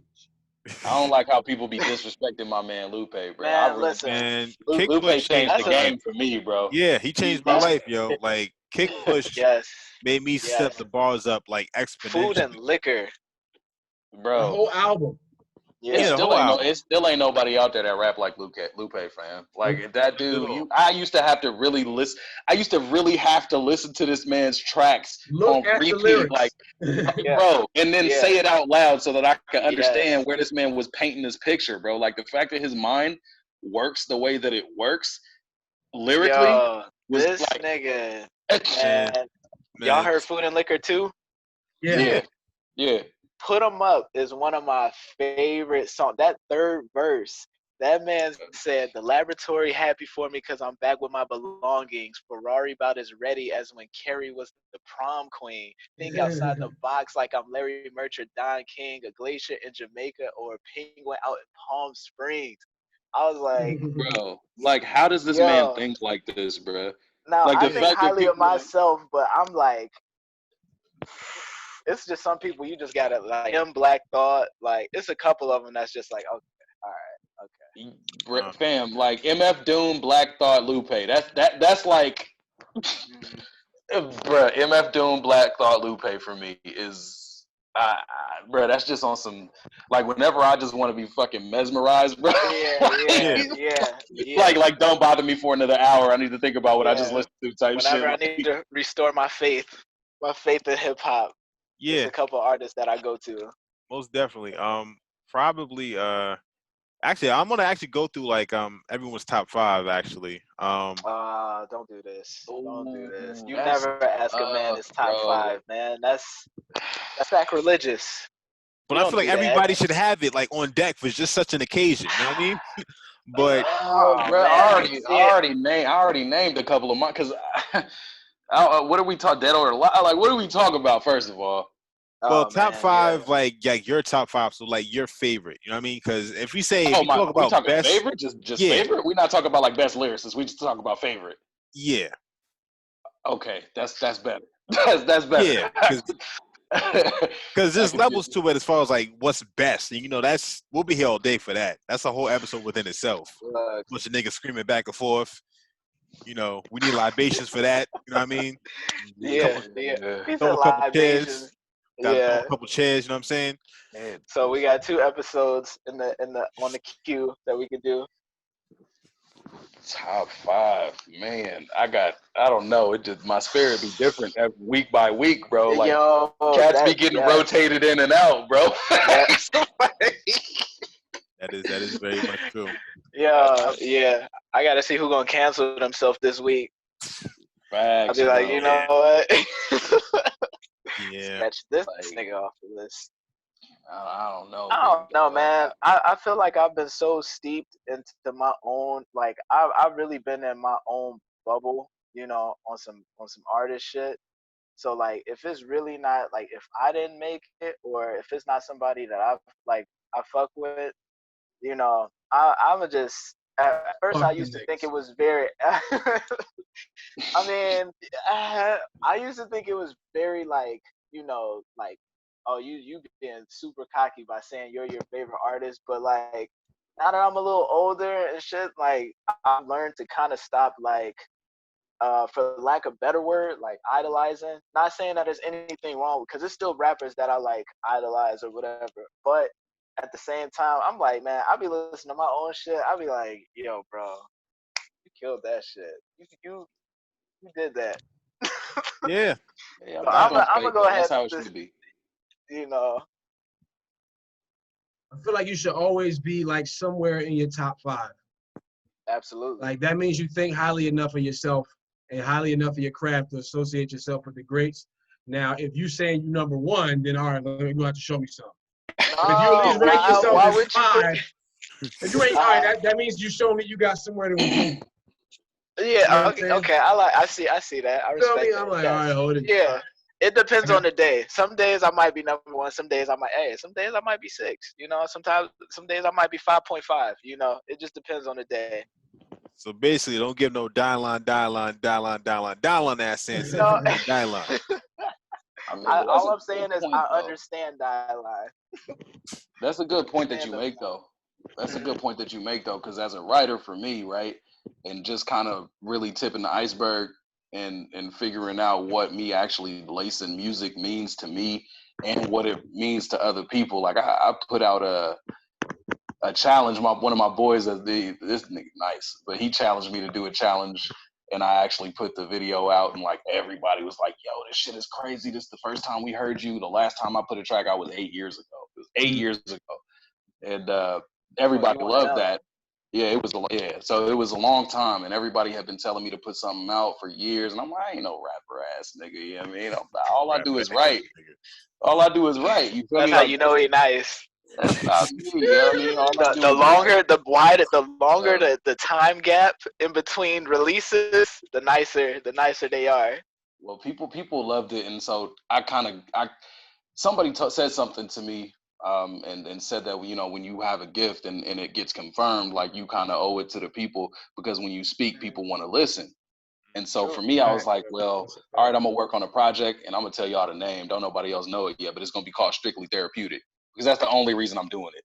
Right. I'm literally doing it for me, but at the same point in time, I'm doing it for those, I don't know, 60, 70, 100 people that I know will live if I put it out. You know what I mean? Like, Right. and it's just kind of my gift back. It's my gift to myself, but my gift to the people. And a big piggyback off what you said about you should always be on your own top 5. I'm not gonna lie to you. I got a couple of cats that I know personally that I've been in the studio with while they were putting their projects out, and I got their albums on repeat rotation on certain days. And I be telling, and I tell these niggas, like, every single time, bro, I'm listening to your shit right now. This shit fire. I don't give a fuck if it's only 10 niggas told you your shit fire, yo. Look, your shit fire, bro. Like, yo, I swear to God, bro. Like the people that I know that put all that work in and all that time in, and they really serious about that craft, and they nice like that, bro. I let my partners know all the time, like, bro, thank you for this work, bro. Because that shit feels so different when you know the artist and you just call them up like, yo, son, this shit is rocking, son. Like, yo, that's I ain't gonna cap. I got a couple of artists that I know that I listen to, Jesus, I mean, way more than most mainstream cats or even underground cats. Like, it hit different when the artists are your friends, whether it's producers showing you this new track they put out, or somebody reading this new piece they just wrote to you, or, you know, an artist come tell you, oh yeah, I got this track I ain't released yet, but I want you to hear it so you could tell me. It's like on some best kept secret shit. Bro, like, when you get that email with that untitled track, all you see is that paper clip. You be like, yeah. Facts, bro. All right, bro, I'll call you back. Let me bro, that's lit. So, like, I agree with that, though. I think you do need to be on your own top 5, because there's cats like that with their own top 5 confidence. That's the reasons why cats like me, that's fresh into the spitting thing, is looking like, yo, I like that energy that Son came with on that track. You feel me? Yeah. He got like 500 heads and maybe listen to it. I'm 501. I'm okay with it, bro. Somebody else gonna hear it next. Like, there you go. You know what I'm saying? So, your top 5 again? Ah, man, come on, man. I'm just saying that was great, but like, you answered the question, you know. All right, I could tell you artists, a small list of artists that I have thorough, like, the utmost respect for. Okay, on a lyrical level, what they do lyrically. Lupe, Jay, Elzhi, all the niggas from Lil Brother. Thank you. Push and Malice. I mean, that's just keeping the list short. Like, that be the thing though. It's like, it's so many artists. It's just hard to just narrow it down to a top 5. But yo, I don't know, man. Elzhi, that nigga is different. Elzhi is nasty. Elzhi is nasty. I'll give you, all right, so I'm gonna give you a list. It's gonna be a little non-traditional. Just to, again, this is about where my spirit has been lately. It's probably gonna be different next week. So I'm gonna just give y'all who I'm with right now. Right now, EMC, because, bro, I don't know why, but EMC, even though all that shit old, bro, that shit be fire as fuck to me. The way their production, all that. Specifically Strickland. Strickland is nice to me. I don't care what nobody say. And then I'm gonna hit y'all and throw y'all for a loop here. Evidence. My man Evidence is super slept on, He and I feel like said evidence. Evidence is, Whew. bruh. Listen, Dilated, Yeah. man, I could pretty much pick that apart and be like, tell you why I really enjoy this group, right? So Evidence is just, again, when we was talking about earlier about cats having spitting different ways and having a different message. You know, Evidence don't spit like Black Thought, but he get that point across and how you like, yo, this is real. Mhm. You know what I mean? Yeah. Evidence Yeah. is on my list right now. Lil Brother, they came back after years out of the game and dropped May the Lord Watch, and it's still on repeat right now. So yes, they are on my list. Mhm. Okay, and then there's Lupe for me, Mhm. who, I mean, like I said, man, Ah, that man. dude, Lupe is Lupe. he's always gonna be up there for me, dog. Yeah.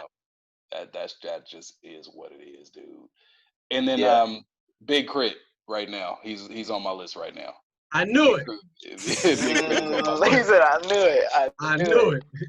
Yo, Big Crit is the epitome of Oh. underrated. Yeah, he's on Word. my list right now. So that's where my spirit is this week. Holla at me next Okay. week. It might be different, but that's where I'm at right Right. now. Word. All right, Braxton, what's your I'm not gonna say top 5 because niggas definitely ain't more than 5. Yeah, niggas But- named whole You know group. what? I wrote them down. I narrowed it down to 5. Swear to God. Mm. All right. Although this is gonna change by 10 minutes. But Right. I got Nas, I got Jay, I got Black Thought, Lupe, and Tupac. Okay. Those are all my favorites. I say Jay, the Jay-Z from 10 years ago. That's how good his run was for me. You know what I'm saying? Like Jay-Z, even though I don't really, his shit is okay now. It's not as it's not the Jay. I mean, I miss Dark Caesar, Low Cut Caesar Jay-Z. The dreadlock Jay or the twist Jay-Z, he's just not It's not him the raw same. like that no more. I don't The know. midlife Yeah, crisis, yeah. Jay-Z. What's up? Oh, The man. midlife crisis. Oh, Yeah, I'm saying man. Basquiat Lace said front. he ain't doing it. Parent teacher conference, Jay-Z. Oh, goodness gracious. Oh shit, that's funny. Nah, that's important though. Niggas that hate on Jay, they can't deny the resume, bro. Dude got the greatest resume in Yeah, Man, history, fam. It's a Yeah. fact. It is what it is, bro. Yeah. I ain't never been a huge Jay advocate, but I can't sit up here and swell like my man don't got the greatest resume in the history of hip hop ever, bro. Like, ever. dude, Yeah. the dude is just perennially unstoppable. It's a fact, Damn, bro. Like, that's how good he is. He made somebody else say perennially. bro, I'm trying to like, be that good. I was listening to What's Free that's been my theme song for the last week by Meek Mill. And I ain't gonna talk about that album. That album was fire. I just want to go ahead and put that out there. That last Meek album was fire.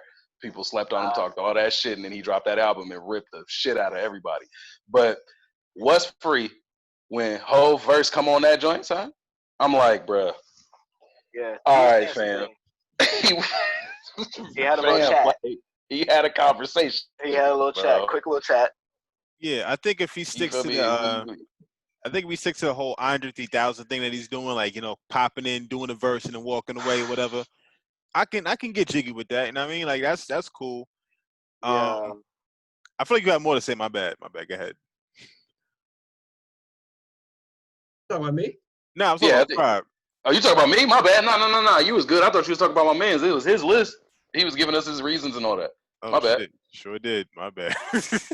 No, not really the reasons. I mean, I was just wanting to explain Jay-Z because Jay-Z, I got to put an asterisk next to that because I don't endorse some of this. Like, I don't know, he's not really going as hard as he used to go.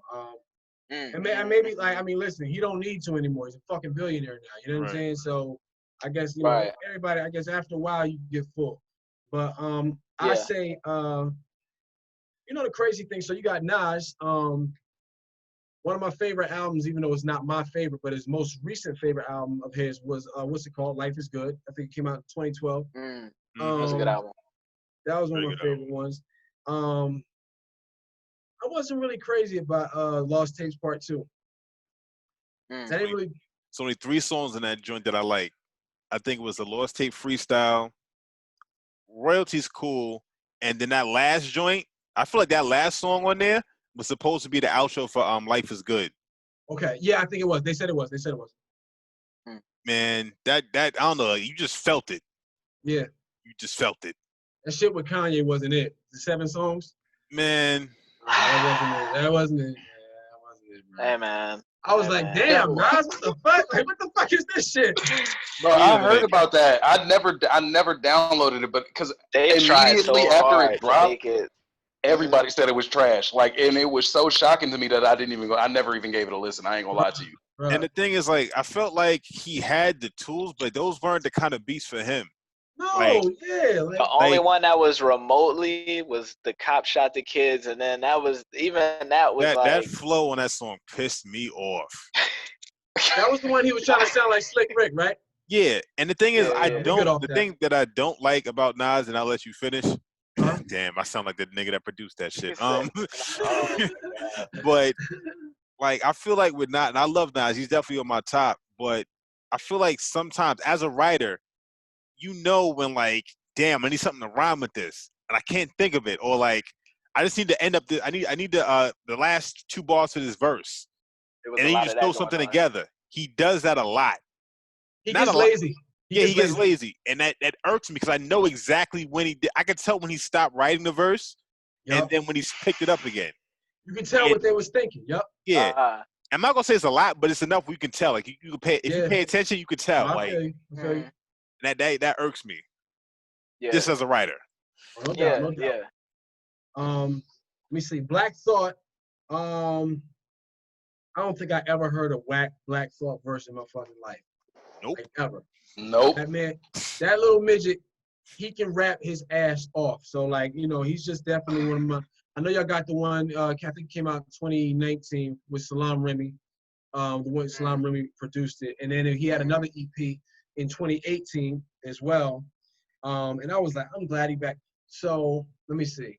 My favorite freestyle from him obviously was the joint with Funk Flex, the Mhm. 10-minute freestyle. That 10 minutes, bro. That was it, bro. His breath control, like he didn't run out of breath.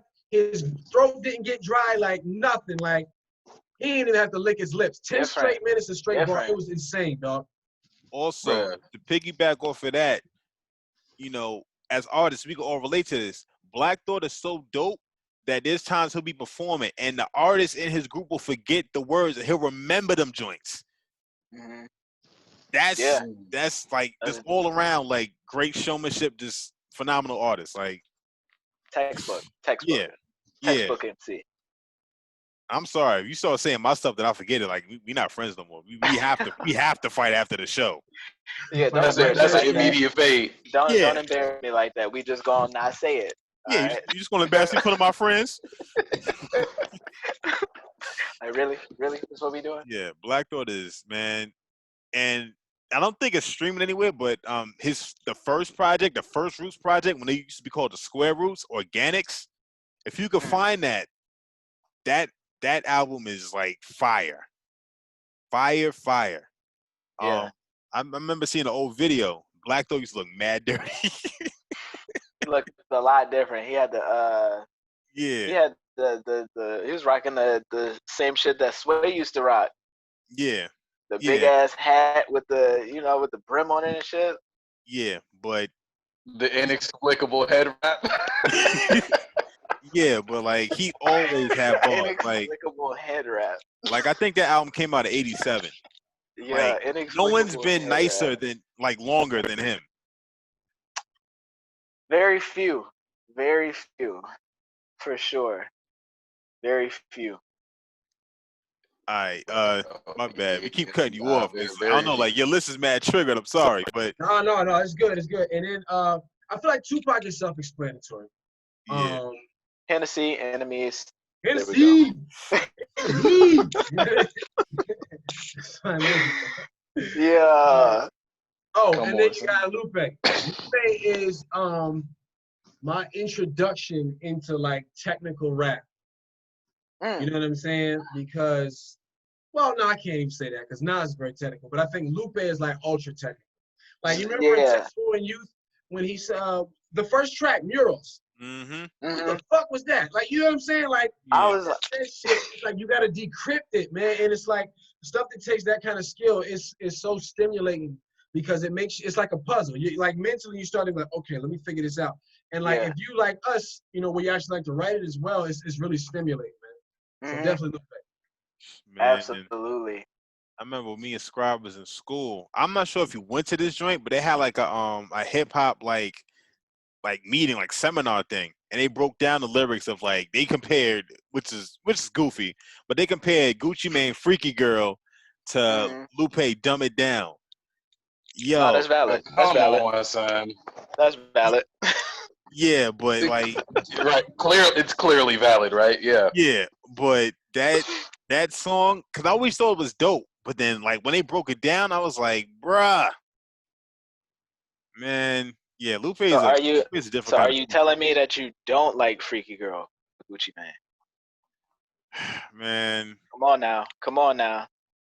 Nah, I couldn't get with I, that. don't I lie, was bro. I went to college with you. I liked it when I liked it at the function. I'm not gonna hold you. We definitely if there, Yeah. if there's what I'm saying, a nice little Nubian joint around me Yeah, and it's I on, get that. I'm I gonna get act that. accordingly. A But nice little I get Nubian that. joint. You Yeah. can't get no good dance to got yourself a gun. You know what I'm saying? Like I gave you power and shit. You Like can't. yo, did y'all see that video where like it's like yo throw that Kendrick on? They had niggas breakdancing that video. Yo, that shit was No. so funny. No. Oh my goodness. Yo, they had these little cartoon niggas like breakdancing to This Dick Ain't Free. The Wow. funniest shit ever. Of all songs. Yeah. Of all songs. That's hilarious. Nah, but Yo, man. yeah, like honestly, if they didn't have got yourself a gun, like I don't know, that's I don't know. That's usually when like shit pop off right after that. Got Um, yourself a gun. but yeah, so my favorites, Nas is up there, even though like I said, I gave my critique about him. Jay, definitely. He really made me want to rap. Same. Um, Same. Royce the 5'9". Mm, I that's feel another one. like he's Highly getting underrated. yeah, Underrated right now. I feel Criminally. like he's getting disrespected right now. I feel like he gets better and better. Like usually he should be on the decline, depending like considering how like long he's been in the game. Mhm. And I'm not gonna hold you like you can't touch me. You're kind of banging a whip still. I'm not gonna hold you, but he's got so much better than that. Yeah. Yeah. Royce is crazy. Yes, very crazy. Black Thought made me want to rap again. Jay made me want to rap. Black Thought made me want to rap again. Mm. Cause there was a time I stopped. Like I just stopped. I just wasn't feeling it. And Right. then Black Thought, and that was like from my brother playing. Cause my brother raps too. He's actually supposed to be on this podcast. My brother's nasty too, like nasty. And I remember just hearing I think it was what the hell is that album called? Something with the album with Dear God on it. I can't think of that album right Oh, wait, you talking about the now. I don't know why I'm and acting like then niggas ain't got Google and shit. No, not that one. you wait, it's the one with the crazy looking cover? Yeah. Hold up. I'm It's about to like look this and then shit up. it's something about somebody getting shot or something like that. Nah, not that one. It was the one. It's the one before. It's the one album before Undone. Mm. I'm looking it up right now because it's gonna You piss talking me about off. Black Thought. Yeah, but like that album. Yeah, Phrenology was fire too. How I Got Over. That's what it was. Okay, okay. Yeah, like I heard that. I was like, you know what? Yeah, I need to get back into this thing. This is kind of real. You know what I mean? But yeah. So let me about to wrap up soon. But yeah, so Black Thought, Jay, Nas, Royce the 5'9", and Fonte, man. Fonte. Thank you, bro. Montigolo? Bro, I was just arguing with somebody about. Thank you for putting Fontiga on your list, bro. Fonte is Drake's father, by the way. That's Drake's real father. I mean, he That's a admitted fact. it. That's a fact. That's a fact. The paternity test says, yeah, he's the Yeah, father. that don't you got a man? That shit slap, man. Like old Drake used to be.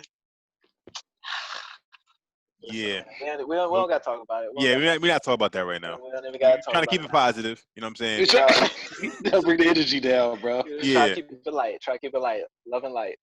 And honorable mention. Damn, I'm stuck between Most and fucking Pharoah Monch, man. Like, Ooh, that's tough. That's tough. Mm. That's tough. That's tough.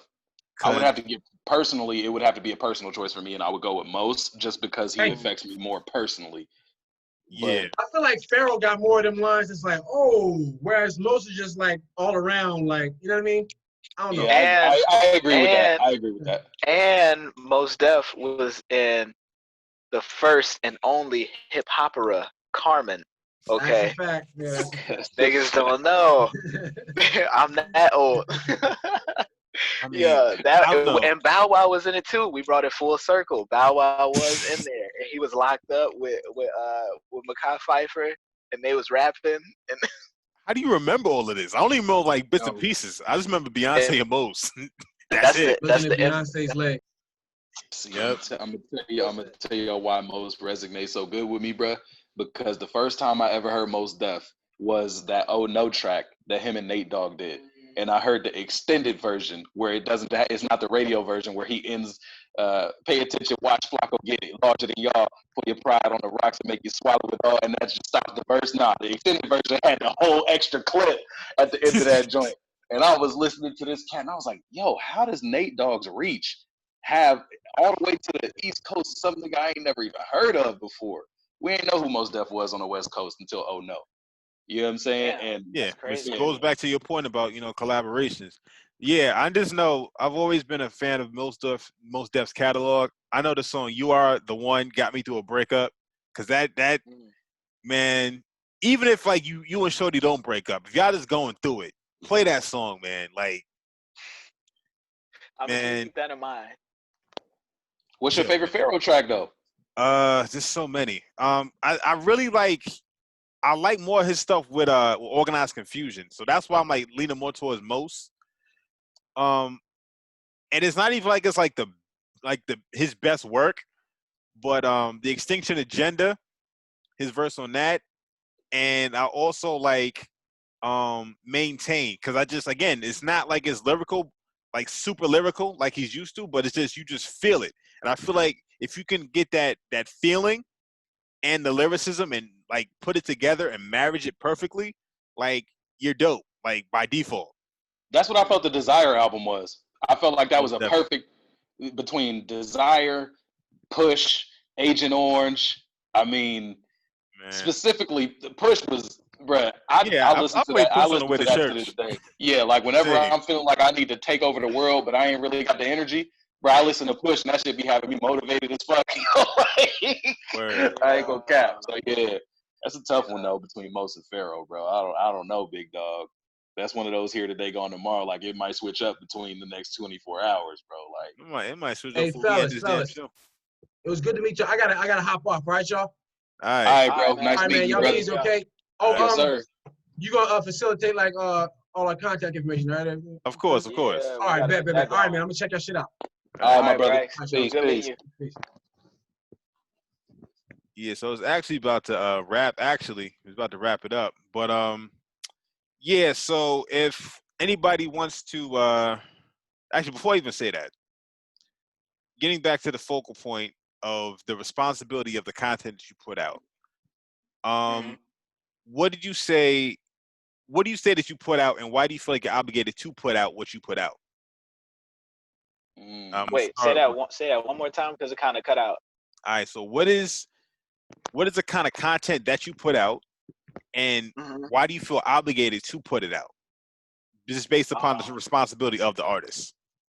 Okay, so based upon the responsibility of artists, I feel like the content that I put out, the content I put out, I just feel like the world need it.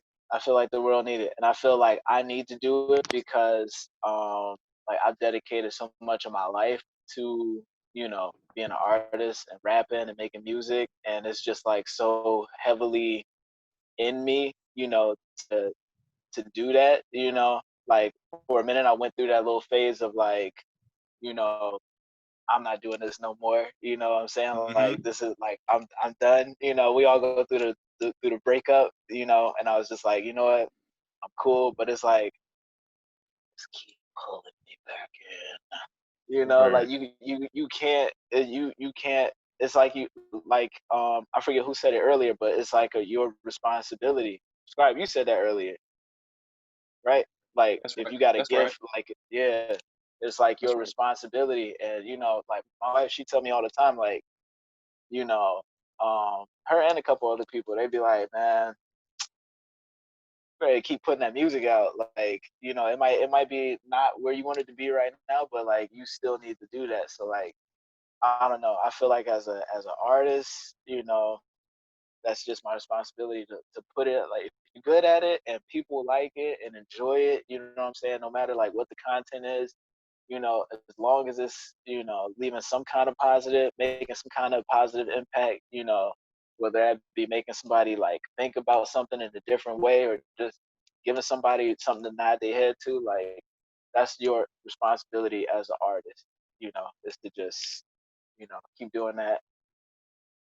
And yeah, thank you for coming to my TED Word, word, word. Talk. I Scribe. Um,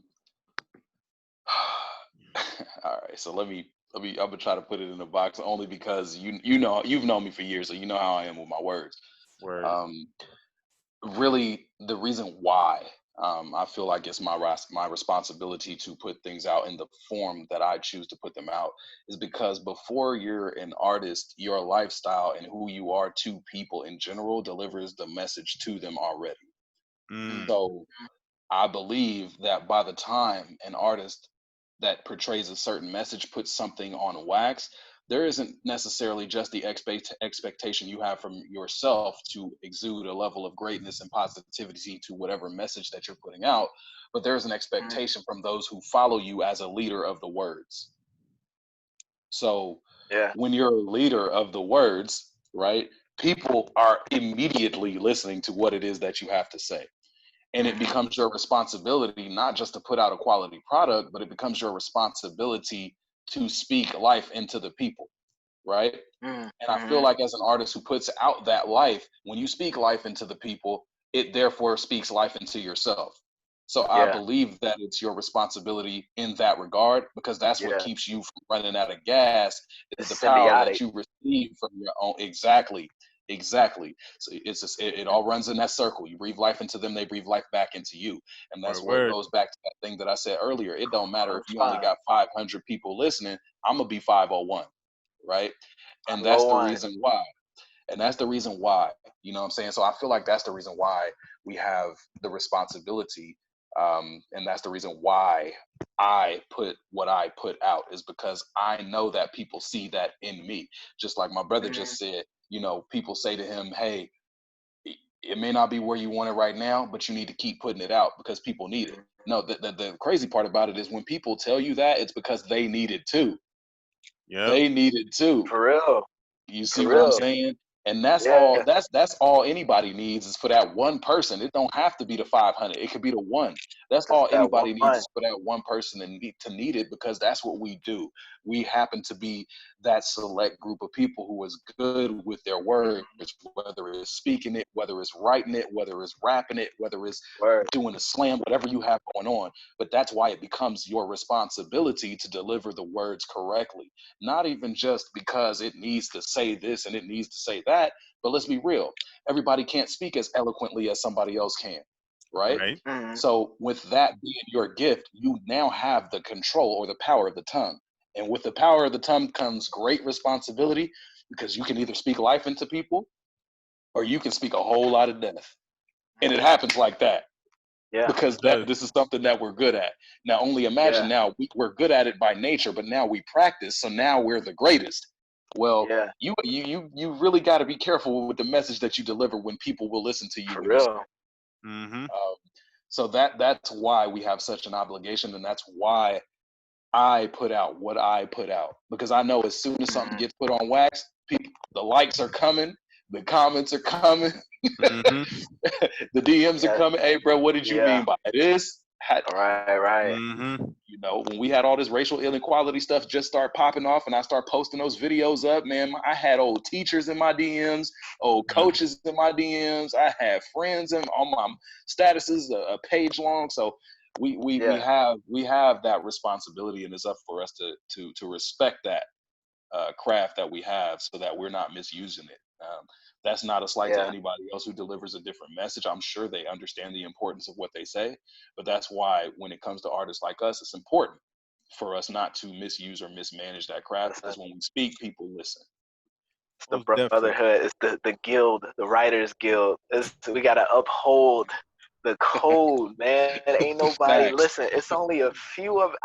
It's the crust is getting thinner and thinner and thinner. Like we the last of a dying breed. That's how I feel like. I feel like it's a couple young kids that's like rapping and really spitting and stuff like that. But like, I mean, think about our age group. Like we're like we were born in a period before the internet, and like now we're like in the age of the internet. You know what I'm saying? So it's like the perspective that we can provide, through music. You know what I'm saying? I don't know. I ain't trying to extend this, but I don't know. I feel like we need to do another one of these, man. Like, because clearly we got a lot of shit to talk about. Yeah, we definitely do. So my take on the responsibility of the artist, is, yeah, like you want to live your truth, because again, like your gift is not for you. It's not just for you. Your gift may be an outlet to express yourself, to keep you sane, but also your message will resonate with other people, because no man is an island. So other people may need to hear your message because they may be going through something. I was on another podcast before, and I had brought up, the culture of rap and everything like that. And this dude was like, "Hold on now, like, there's one time, I think it was his brother actually had got murdered. They had went to the store, and then when they came back, his brother got murdered, or whatever. And instead of retaliating, they listened to a song, and they just decided to not retaliate, and just kind of that got him through it. So Right. again, Right. like different things work for different people. I will Yeah. say this, that you definitely want to make sure that what you're doing is authentic, that is you. Even like the stuff that I was, talking about, I did find some kind of way to put the medicine in the candy. I had tracks that were, like party tracks and stuff like that. Tracks about, oh yeah, we getting smacked or whatever. Mm-hmm. But at the same time, it's just like, you know, maybe all Squad, of you just this is gonna eat the just like Pringles in our face? You just gonna word. eat the Pringles in our face? All right, bet. My man's is wild. But like, it's just like Hey, at least I muted y'all though. it's like, yo, like, yeah, I'm out here, I'm drinking, I'm doing this, I'm doing that. But like, before you judge me, like, maybe I just need some help. You know what I'm saying? Like, that was kind of the mess up I kind of put in there. Which, in Yeah. hindsight, it's a cop out like a motherfucker. But, at the time, I thought it was revolutionary. You know what I mean? So, Right. He said, I I thought it was revolutionary. always try to put some sort of message in there. You know what I'm saying? Yeah. Like we have something, Yeah. we have a little zinger. We gotta Yeah. sprinkle a little misogyny on there, just for whatever. Oh, come on. And by Oh, misogyny, I yeah, mean like I'm just don't. talking to your Oh my girl. God, bro. Okay, that's The light beside. the Okay. chauvinistic gesture, bro. How you Yes, the taking it back? chauvinistic gesture. Okay, that's But a nice little light layer. you know what I'm saying? Like just like now, like I'll take your girl. That was kind of my thing. I was just throwing in there just so niggas would know. That was kind of my thing. Okay. Now I can't really be saying all that, but we'll talk Oh off yeah. air in regards Nah. to that. But you know what I'm saying? Like, Say, hey, chill. I ain't Yeah. say nothing. I ain't say nothing. So Hey, I'm in that same group. I'm in that same group. yeah, we're part of the same band. But I try to like piece it all together. And when you hear somebody say like, yo, like that song really touched me, or like, you know, there's something special about that song. Like, where can I find it? Or like, just something like that. That means everything. You know, the call and response, like that. Scribe, I'm not sure if you ever performed yet, but like, yo, it is a euphoric feeling. Like, it's like having somebody say the words to your song. You know what I'm saying? It's like church, honestly. It's really like church, Yeah, honestly. It's it exactly what it is. is. It is. You know what I'm saying? It's an extreme exchange of energy between you and the crowd, and you can kind of see how people let it go to their head. You can see how, you know, people start acting Hollywood and start doing all these things because it's such an empowering experience. But with that empowering experience comes responsibility. You know what I'm saying? You don't want to talk down on the people that are lifting you up, because Right. once they let you down, there's nobody to hold you up. A hard So fall. yeah, so you know what I'm saying, I just I'm definitely cognizant of, you know, the kind of message that I put out. um some of my music that's still up there on my SoundCloud is not, you know, not the most wholesome, but you know, it's alright, you know what I mean? But there's much Hey. more wholesome things to come, so I'll just leave it at that. So Malcolm, if people want to find you, where can I find you at? At MC the Artist on Twitter, Instagram. Um, you can find me on Spotify, MC the Artist. Also produce.